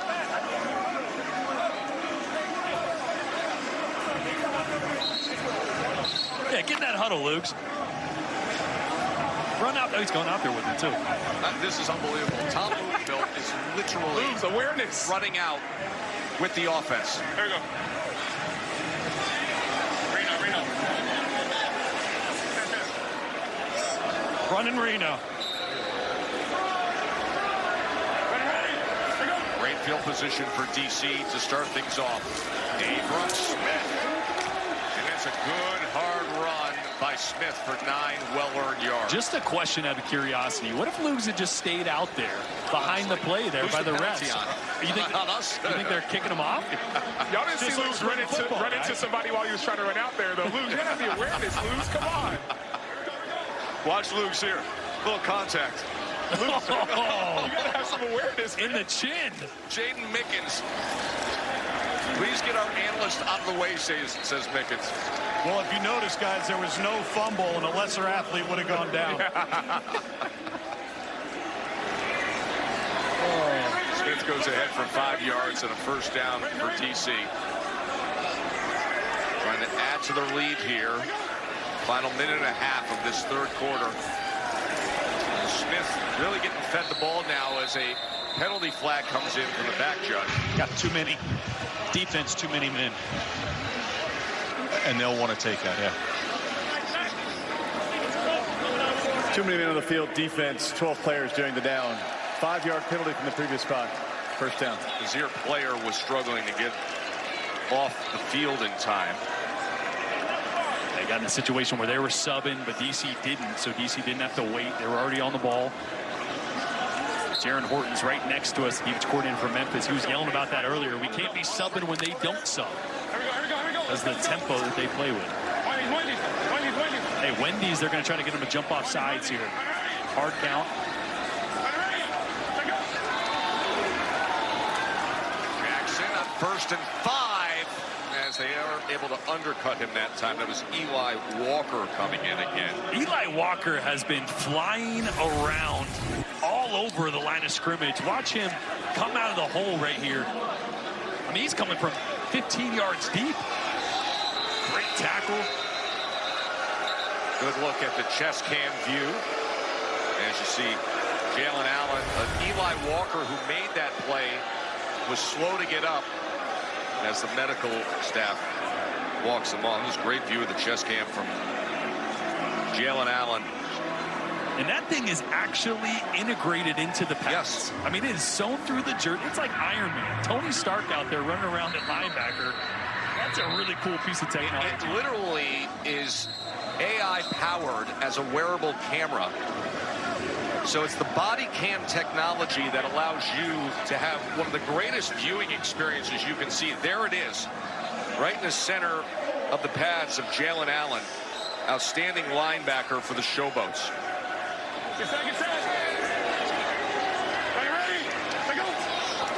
Second and 4, flags come down as quickly to the outside he connects with Mickens. Luke's connected with him to start the drive, and now Tom who connects with him for real. It's a legal formation, 12 covered up, tight end. You assume the tight end was covered? Okay. And that is, okay, second down, 5 yards. Illegal formation, offense. The tight end was covered up prior to the snap. 5-yard penalty from the previous spot. Repeat, second down. That was Monique Washington, the line judge, who you heard explaining the call that she made to Jason Autry, the referee.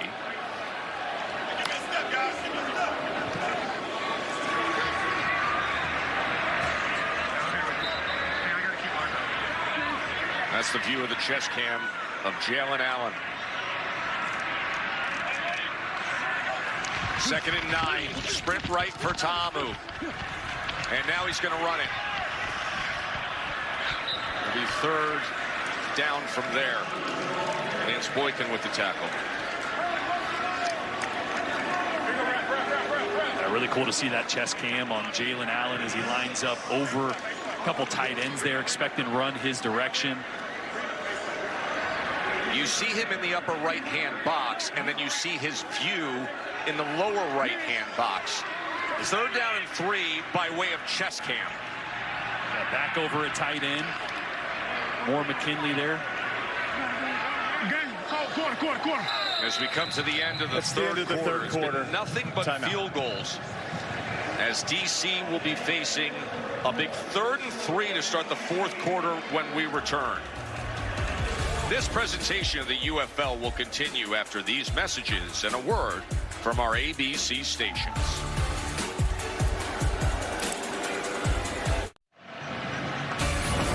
Well, this is how we're starting the fourth quarter here in D.C.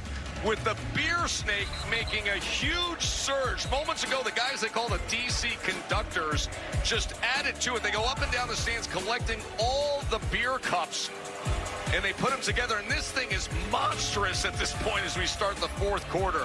What do they say, like 50 feet of it, 2 cups per inch, so 1,200 beers as we start the fourth quarter. Here we go. Let's go right here. Let's go. Tight will 56. Not a lot of scoring on the field. There will be off the field. Third down and 3 for the home team to start the fourth quarter. DC up a field goal. Let's see what they come up with. Hey, let her reverse 12. Let her reverse 12. Reverse. Reverse. So bubble coming this way. It's going to him. Third and 3. Tom back to pass, has time. Trying to extend the play. Rolls it to the end zone. Incomplete on third down. Was looking for Ty Scott. Was covered by Adewusi. Well, it's a really good job in coverage by Memphis. As DC is going to decide to kick another field goal. So they sent Roland in motion right here before the snap to get an idea of the coverage. No one moved with him, so it was going to be zone, but Memphis does a great job of matching that zone. So it ends up a lot more like man coverage. Got Jordan Tamu a little bit confused there and tries to buy time and make a play at the end, but great job by Memphis.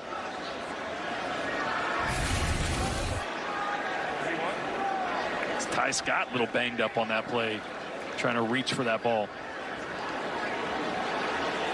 Ty Scott was the intended receiver. There's also a defensive back for Memphis who is still down on the field.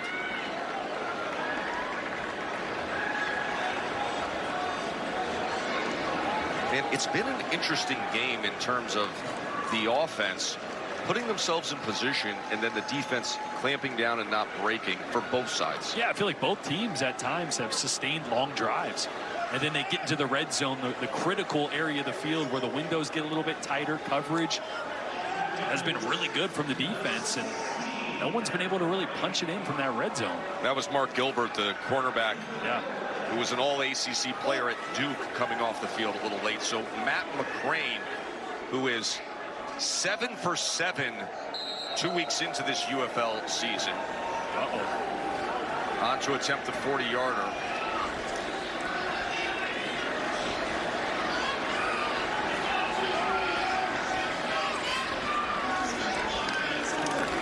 McCrane from 40 yards out. And that is no good. His first miss of the year. Don't look at me that way. Do not look at me that way. You did say he was 7 for 7, so you pretty much a really nice start to the year. Set him up for that one. This one just pulls it a little bit. Good hold, just got a little on top of the ball.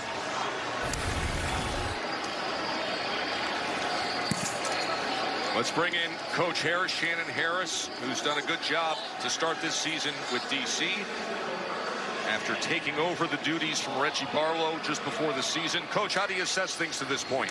Yeah, I tell you, man, our defense playing a really good, solid football game for us. Offensively, we got to make sure we put the ball in the end zone and get touchdowns, not settle for field goals. But, you know, I mean, I like at times we got good tempo going, but, you know, we're not sustaining those drives. So if someone messing something up, and, you know, on offense, it takes all 11 to do it right. So we can't have one guy do it wrong and then it screws up everything. We get some good drives and then pre-snap penalties, so we got to stop that. Coach, next time you're in the red zone, what do you need to see more of? Yeah, we got to be able to run the ball down there better too. We got to be able to run the ball down there better. So if we can sustain our run down there and you know, not shoot ourselves in the foot with penalties, we'll be fine. E.J. Perry coming up with a big downfield strike to Jonathan Adams. Coach, thank you for your time. Thank you. Appreciate it. A little pressure in his face here off the left side. Watch as he releases this hand in his face. Great back shoulder, throwing an unbelievable adjustment there by Jonathan Adams. Had a big back shoulder connection last week on a free play. That's his go-to guy downfield. 27-yard completion. And now Perry into a rhythm with Adams as this goes for a first down as well. Jonathan Adams reaching for his hand at the end of that play. You know, we really haven't seen this Greg Williams defense dial up pressures as much as maybe I thought we would. Right? Protection, I think everybody thought that, right? Protection for Memphis has been pretty good at times. Not a ton of pressure, not a ton of blitzes coming from this DC defense. 12 personnel. See how patient Greg Williams can be. 11-yard reception. You see veteran defensive coordinator Williams on the right. Cabody inside the 20, and all of a sudden, this Memphis offense is in gear. Watch Cabody set up this block right here. He's going to stay inside and then jump right outside that block from Eli Stove. Great read, great burst to get to the outside. 18-yard run. Here's Cabody again, and this time he is wrapped up immediately and taken down by Devontae Maxwell.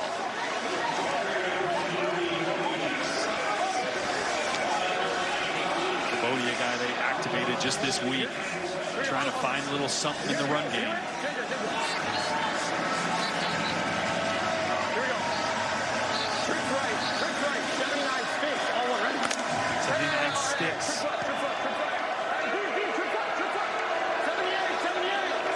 Flipping the protection, set it wrong the first time. Gotta get the ball snapped. Perry, incomplete. He was trying to connect with D. Anderson. He just got a little hurried, right? He called that one wrong, was trying to flip it, looked up at the play clock, only a couple seconds left. Mickey Tiger, last week, this call for them was a screen to the running back, slipping out to the right.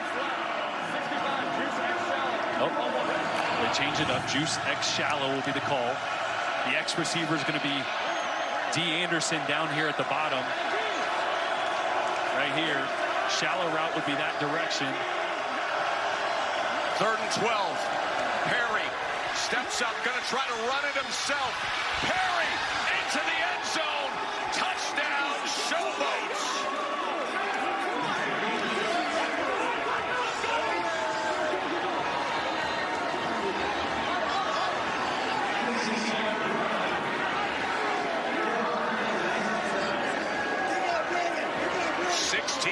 Touchdown run by E.J. Perry.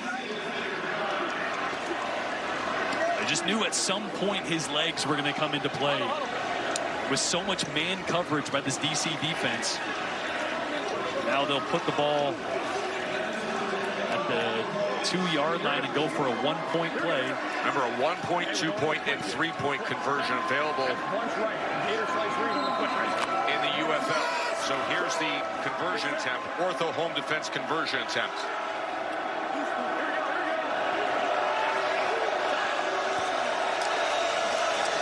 Brent's gobbled up, doesn't go anywhere. But Memphis takes the lead. E.J. Perry, we've said it, watch out for his legs. Good athlete. X-shallow, right? So these guys clear out of the way, and then E.J. Perry with man coverage clearing the right side. Completely always going to take off and use his legs. Great job. You identify man coverage, step up in the pocket, know you're going to have space, and that athleticism takes over. Go! Come on, hey, we're going for 2. Let's go! The Showboats on top here in the fourth quarter. On the road, E.J. Perry with our first touchdown of the night.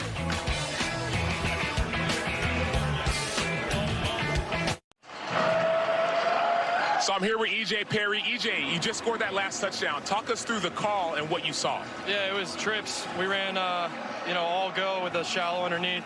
They all ran to the left. They were putting man. Everyone's back was turned.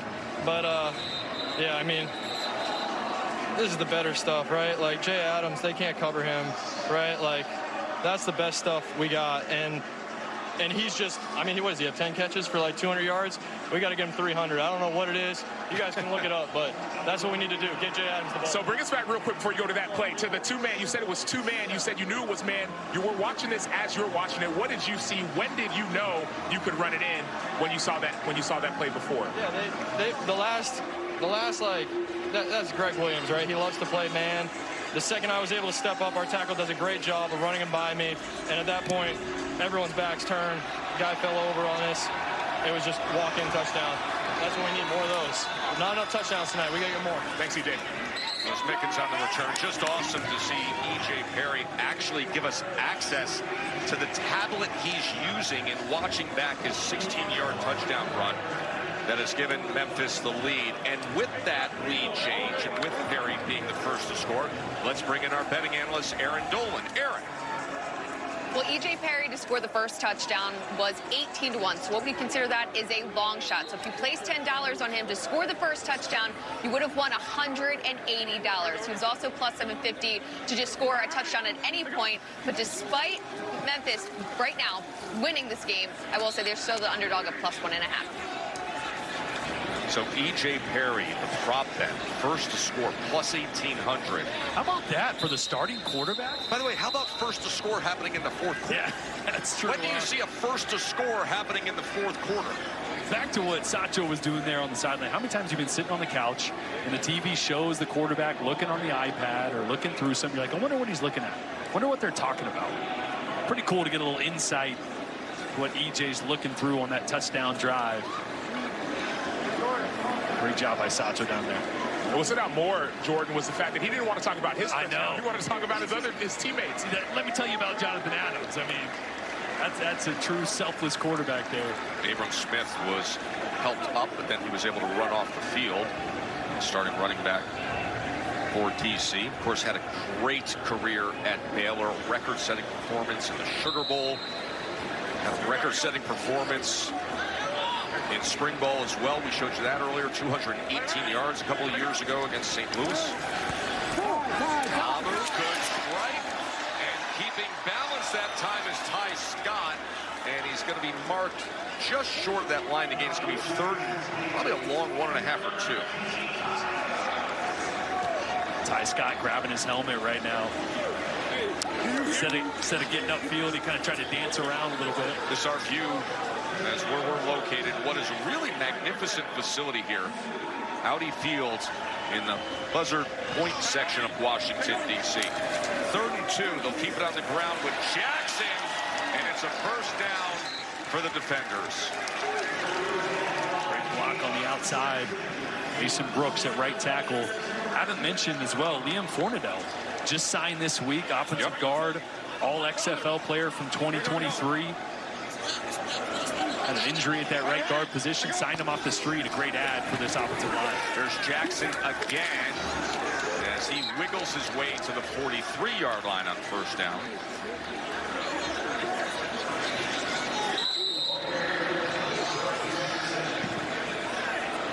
And yet another player is down as the Memphis medical staff is headed out as they're looking at Boogie Roberts.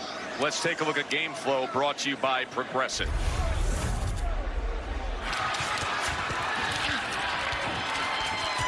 E.J. Perry, the 16-yard go-ahead touchdown.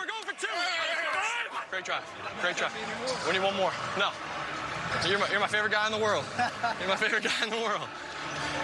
That's how you call it, right? So E.J. Perry mentioning that to Ken Wisenhunt, the head coach and play caller. Of course, one of the great play callers of the past generation. Had the trick play that he called in Super Bowl 40 when he was the offensive play caller for the Steelers in that victory over the Seahawks.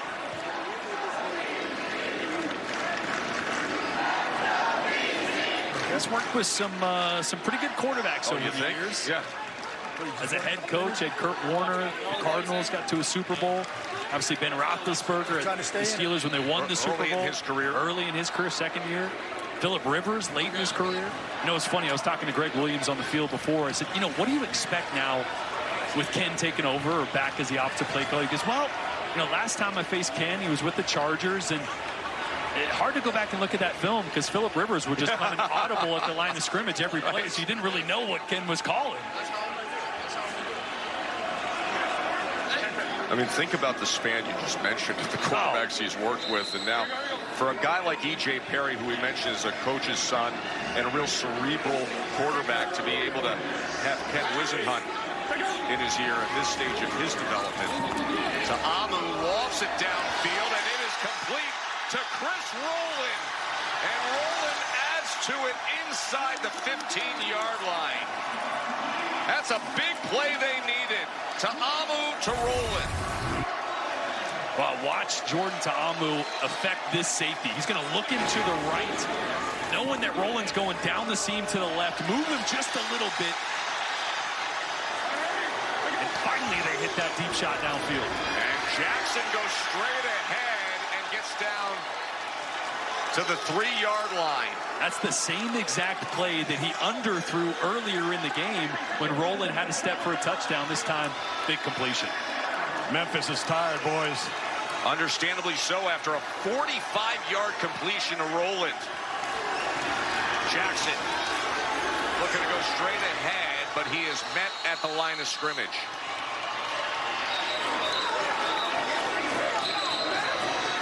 This is where this DC offensive line has got to be able to lean on this Memphis front. Luke's just said it, a lot of hands on hips for Memphis. You also got guys like Tykeem Doss, number 79 right there, 380 pounds. Yasir Durant, left tackle, 330 pounds.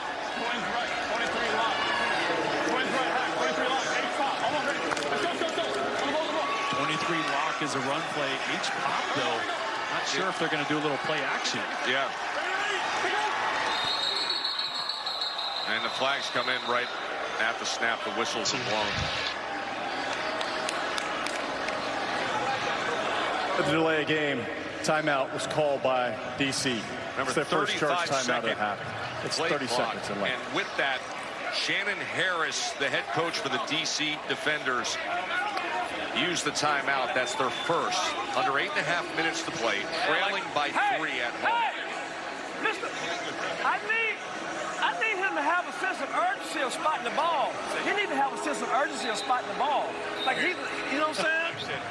You're out, your guys on that side, make sure they get set before he pulls that snap, okay? Got it. But we'll make sure. Yes, sir.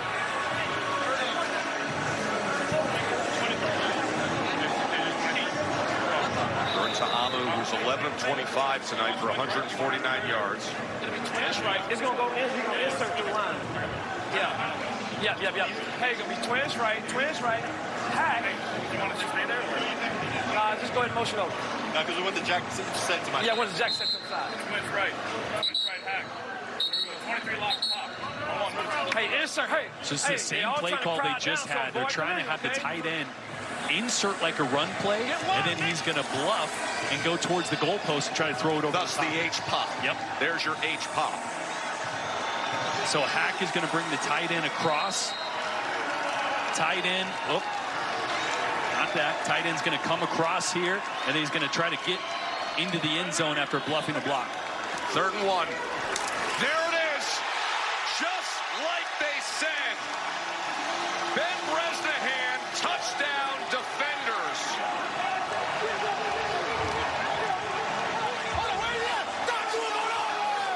Great little play call there. Sticking with what they knew would work. 3rd and 1 in the red zone. Everybody's thinking run. No! Hey! Go to the backfield. Go to the backfield. Get Jackson. Yes, we will. Punch run tight. Quick TL. 128. Ready to. Ball at the 5-yard line. So this is a 2-point conversion attempt. Chris Rowland is in the backfield with Tiamo. He'll take the short pitch. And he's going to throw it. Cornell Powell. Yes, sir!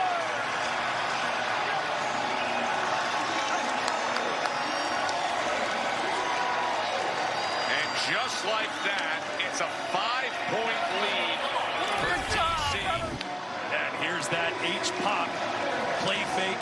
Nobody there for Ben Bresnahan. Former Vandy guy. Wide open in the end zone. Again, it was a great job by Fred Kies, the offensive coordinator, and Shannon Harris of staying with the play. They had that call previously. You see the chess game here, and Harris loving it.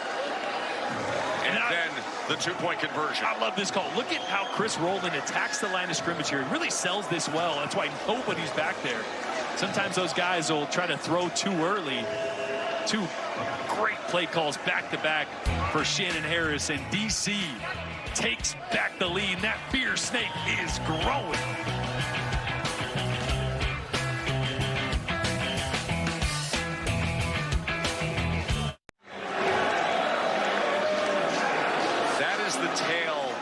What is now an enormous beer snake here at Audi Field, and they have reason to celebrate. We had no touchdowns for over 48 minutes in this game. Now 2 in the last 3.5 minutes, and most recently, excellent play calling by the home team. Ben Bresnahan with the touchdown that gives DC the lead, and the beer snake grows. They have been chanting, "Feed the snake. Feed the snake," and their offense just came through in what has turned out to be a very entertaining 4th quarter here, week 2 of the UFL.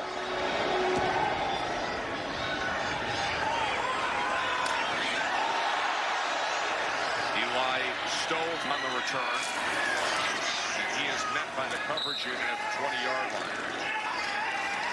All right, AJ just scored a touchdown on that last drive. What are you feeling now? We got to score another. How do you do it? Complete the ball, execute the plays. Awesome. Any last words for your teammates as you're going out there? Let's go. Let's go. 60-yard touchdown run a few minutes ago from E.J. Perry. Let's listen in. Here we go. Hey, crowd left, 65. Crane, wide dag, check corner on one right.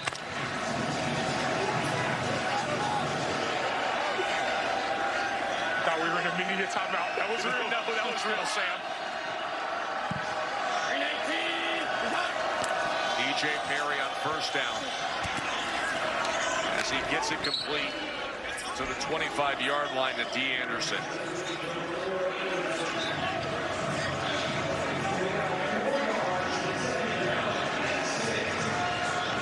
Here we go. Hey, we're going to run that African. Here we go. Crowd right. African. Heel up plus on one. Ready? Heel plus. Yeah, heel plus. Heel plus. Hey, check. Hey, no Gafford. Gator. Hey, Gator. Here we go. Dot. 318.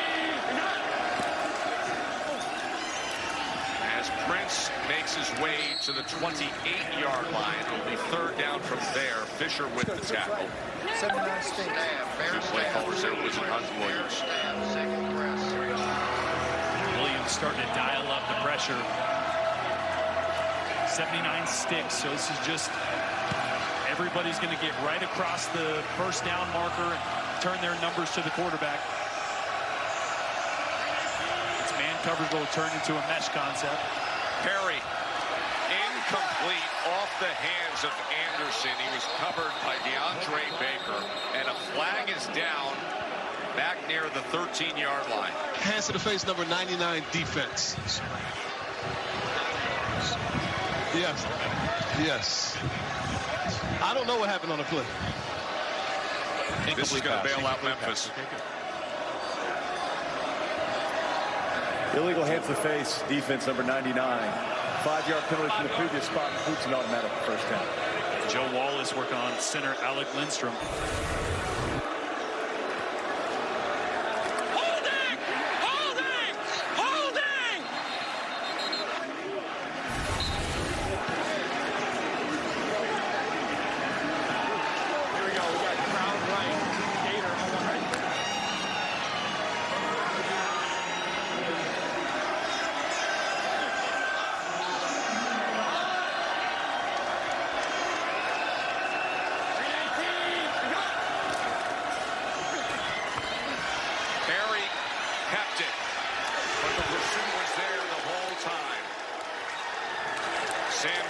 Able to make the tackle. DeAndre Baker in great position. EJ Perry was able to get outside of him. But Here we go. Brace. Crowd right, 64 Brace. Boston Week. Nemo. Hey! All right, it's done here, so we have to play this out.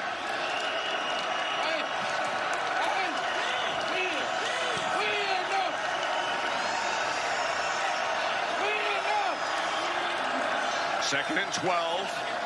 Perry to the outside. There was a lot of contact, and it rains flags as Kelvin Joseph was tied up with D. Anderson, the intended target. Okay. 27. 6'5", 27. We are going to go. Great ball by EJ Perry, little back shoulder. Kelvin Joseph in good position initially, and then just grabs on. Interference. Defense number 27. Turn and play the ball. The penalty is 15 yards from the previous spot and includes an automatic first down. That's a lot of jersey Joseph had a hold of.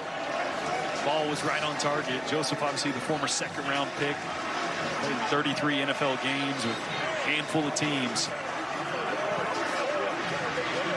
With the Cowboys, the Dolphins, the Seahawks, the Colts. Had 33 games in the NFL. Now starting defensive back for the Defenders.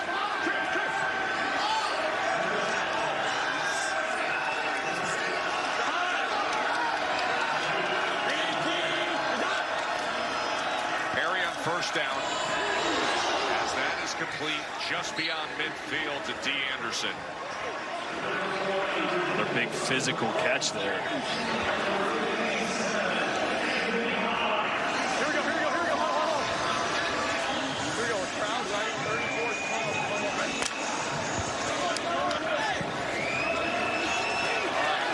Should be a run play here to the right. It'll be a take. Everybody at the line of scrimmage for DC. Second and 5. As Prince goes straight ahead for just about a yard. Coming up on 5 minutes to play.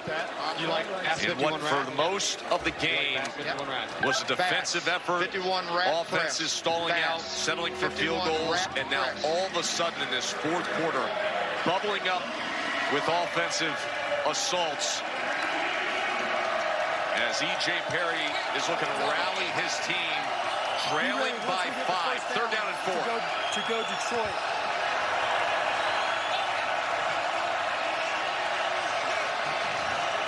Perry gets rid of it and gets it complete for a first down to Adams.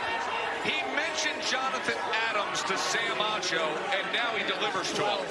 He's going to get pressure. A blitz coming off the left side right here, but that slant, that ball out so quick. A little bit on the back shoulder to Adams, but he makes a great play, and that's that trust. You just know if you put it anywhere in that catch radius, he's going to come down with it.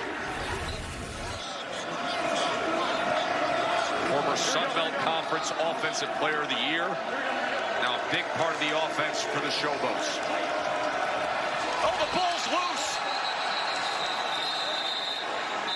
DC is claiming they have it, but a flag is down, and I don't know if the officials are not blowing this dead. We'll listen in.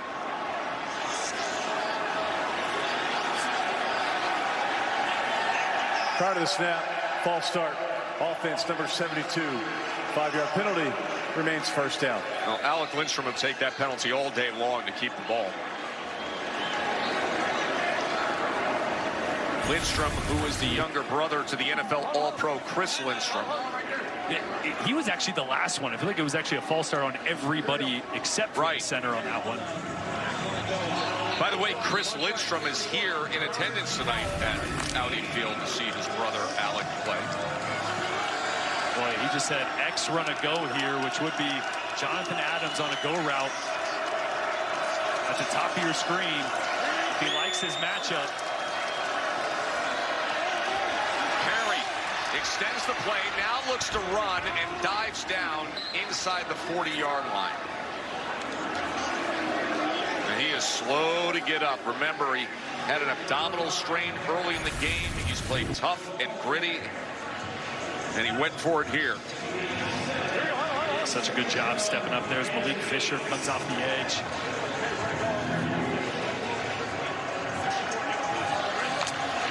You hear him just every time he comes in the huddle, he's telling Jonathan Adams, just run a go on that side. Right. Like one of these times he's going to get the look he wants, which is press coverage. Is he going to take it? 2nd and 8. Perry, back shoulder to Adams. And they're saying incomplete.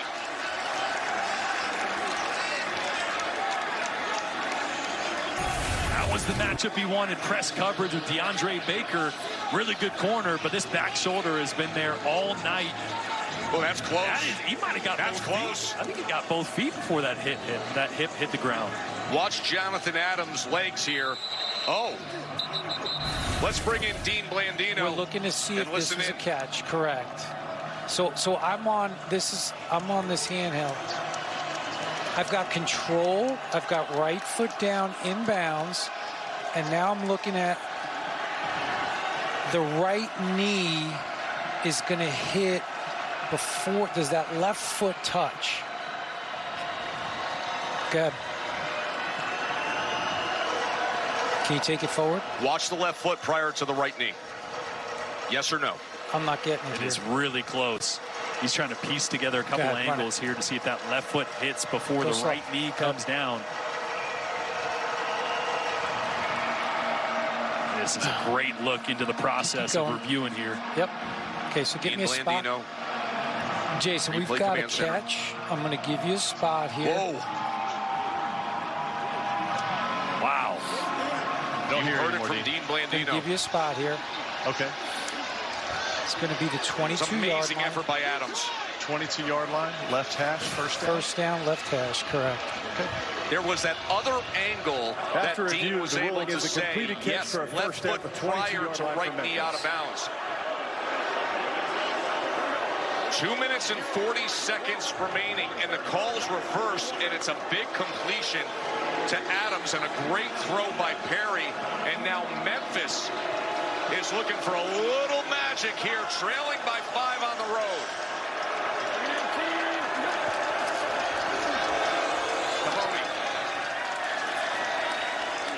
Just 2 yards there. Don't you just love hearing all the audio? I love 3 plays in a row. E.J. Perry came into the huddle and said, hey, run a go on that side. He didn't throw it, and he got the look that he wanted, took the one-on-one matchup to his go-to receiver. He's going to need one more of those if they're going to cap this one off. Bench Indigo. This, E.J. Perry told me this is his favorite concept. We're going to get this is a 2-minute warning here for the fourth quarter. In the midst of a 9-play drive to try to retake the lead. We'll listen in to E.J. Perry and Kent Wisenhunt. And And when we come back, game on the line here in D.C. Can E.J. Perry and the Showboats get it done? We'll find out.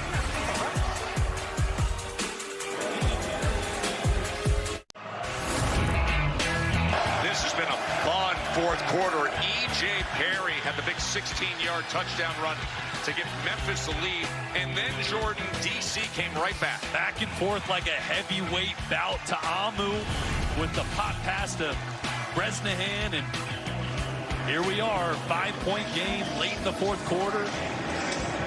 All field goals for the first 3 quarters, and we have blown it wide open here in the fourth. And E.J. Perry on this drive showed a lot of grit, determination, nearly willing his team in the midst of a 9-play, 59-yard drive, and now coming off the 2-minute warning, facing a 2nd and 8.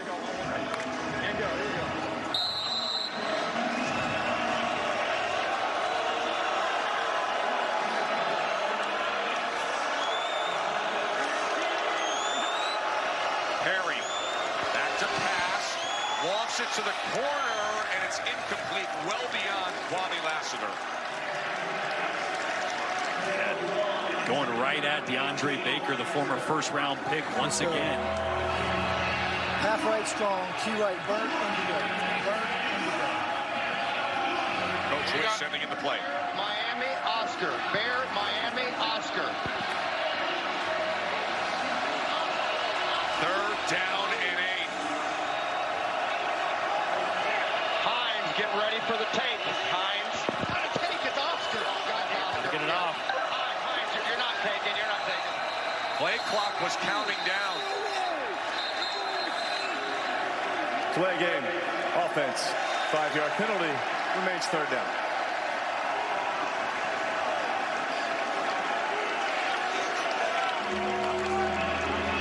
DC was coming with a blitz there. E.J. Perry saw it, was trying to change or slide the protection right before the snap.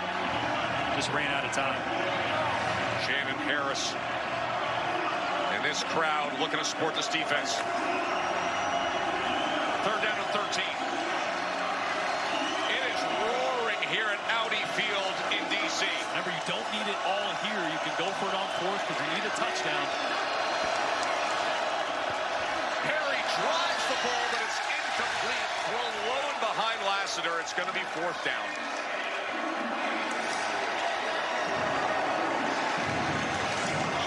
Well, I really thought this was 2 downs to pick this up. They do have all 3 of their timeouts, down 5 points, so You got 3 timeouts. 4th and 12. 4th and 12 gives us play the what? long game here, try to cut this lead. And that's exactly what you just heard with the coaching exchange. Yeah. We have all 3 timeouts, so send Matt Coughlin in. Number try to draw it to a 2-point game. 43-yard attempt for Coughlin. Oh, it's blocked! It is blocked! It is blocked! Stay!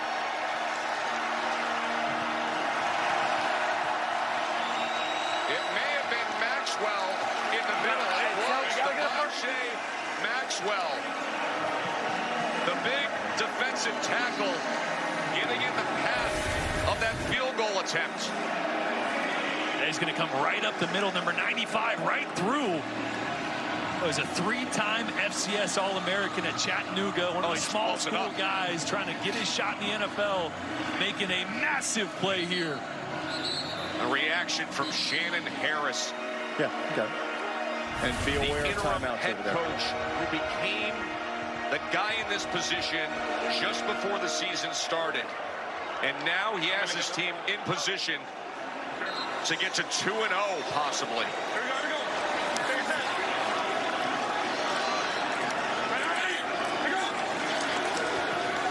You know they're going to feed Abram Smith.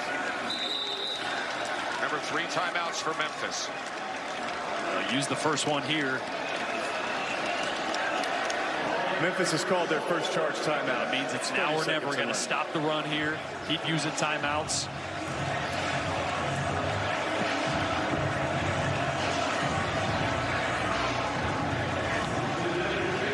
You know, it's funny, the ebbs and flows of this game. We mentioned Shannon Harris. He was put in a very unique position. Give him credit.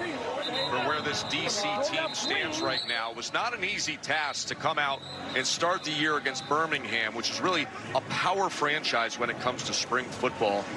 And they're potentially going to go to 2-0 here if they can close this out. Yeah, Shannon Harris found out he was going to be the interim head coach the week of the game as Reggie Barlow departed for the Tennessee State job. They have played with a different kind of emotion and passion. It hasn't always been pretty. When you find a way to win ugly games, you know you're a good team. Here's Smith. Flag is down. We'll check on that.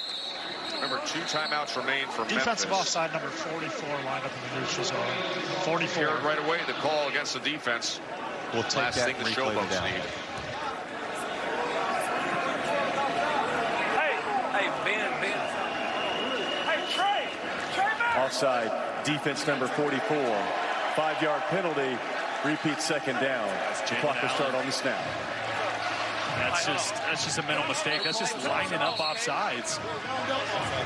You see him point to his chest. He has the chest cam on. And as you see the live view that Jalen Allen is offering us. That was a very valuable 5 yards you just gave up. It is. You're trying to use your timeouts and force a punt.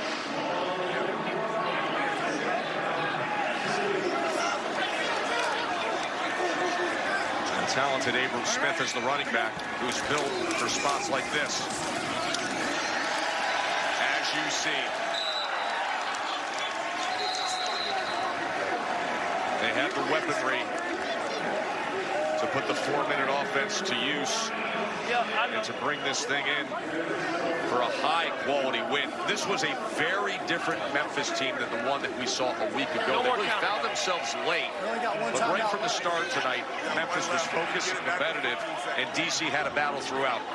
Yeah, Memphis, the offense with Ken Wisenhunt is just night and day difference. You can tell what a different player, more confident player E.J. Perry is. Over 300 yards tonight, outgained DC by 50 yards so far. But again, good teams find ways to win when they're not giving their best. This wasn't DC's best performance, but last week wasn't either. That's right. The Stallions. I will say this, though. When they needed it, I absolutely loved the play calling. The play call that we saw down inside the 5-yard line, the conversion play as well, and then they come up with a special teams play. And now Abram Smith brings the ball out to midfield. Timeout remaining.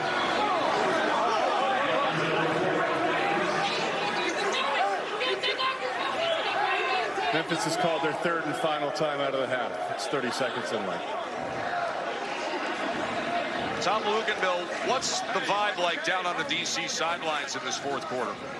I think it echoes what you just said about the play calling and getting hot in the 4th quarter. I kind of got the sense the entire time down here that they just felt frustrated because if you go back to that 1st quarter, they never had the football. So they never had a chance to get into rhythm, sustain some drives. When they finally did, it finally came to fruition in the 4th quarter. And then they had 2, 3, 4 plays that could have been massive game-changing touchdowns. No doubt. That were either missed or dropped. So they were really close a couple of times.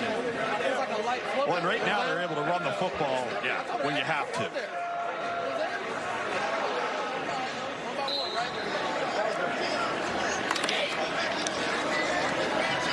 To your point, Lubes, the first 2 DC drives were 8 plays, 21 yards. Abram Smith wrapped up right in midfield. Remember, no timeouts remaining for Memphis. Yeah, there's a slim chance you can get the ball back with just a handful of seconds left, maybe.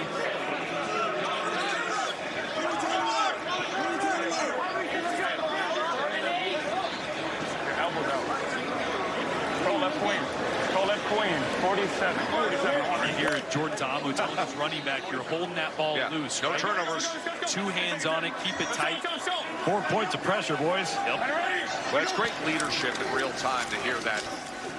Here's Smith to the outside as he's dragged down after a gain of just 2 on what was 3rd and 8. So they can get this thing down to just a 6-second differential before 4th down.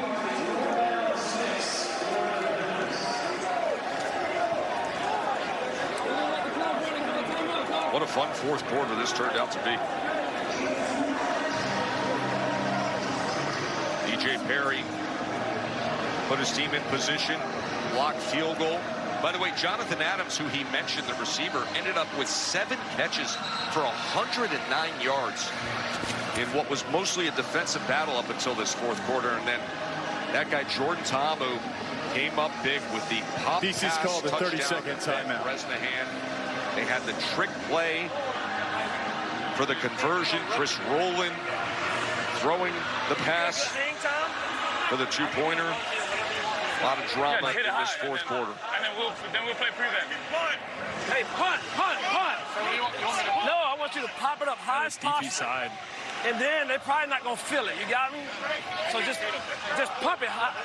Hit it high as possible. They could stay on offense here and snap this ball, run around, and throw it up we're just going to punt it, and the clock could run out. They were discussing doing that. Now it looks like Shannon Harris is telling his punter to kick it really high. They won't field it. See if you can milk that 6 seconds. Yo, rugby style and hang time, okay? And go do it on offense too. A quick punt. Yeah, hey. You heard the instructions to Paxton Brooks. Just sky punted. He's going to go out and listen to one more conversation.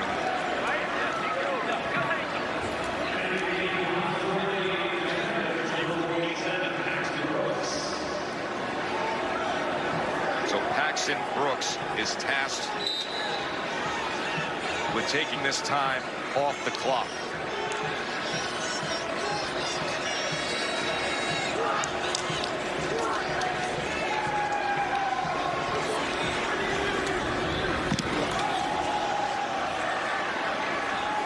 Flag is down as he struck the ball and it went out of bounds with 1 second remaining.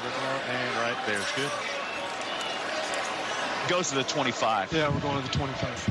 Didn't know where was that. Yeah, we can go legal formation or we can go downfield on the kick. So what's our poison? It's your foul. Let's just go with legal formation, not 5. Kicking team? Yeah, kicking team. Okay.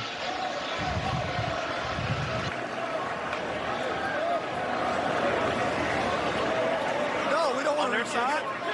So just 1 second. Oh, our punter. Illegal formation, kicking team. The 5-yard penalty assessed at the end of the play to be first down. Try to keep it. Keep it alive. That's all we can do. That's just, you heard Ken Wisenhunt there telling his quarterback going to throw it and try to keep it alive. So razzle-dazzle time. It's the old hot potato play, right? Everybody toss it around. Guys got to try to stay behind the ball to keep it alive.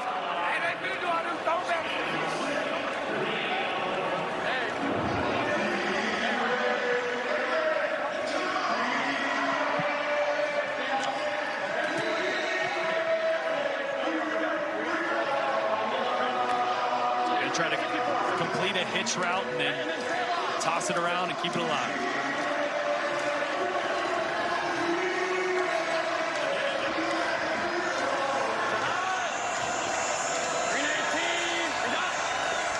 Well, Perry's going to get it out, and then it's going to be tossed around.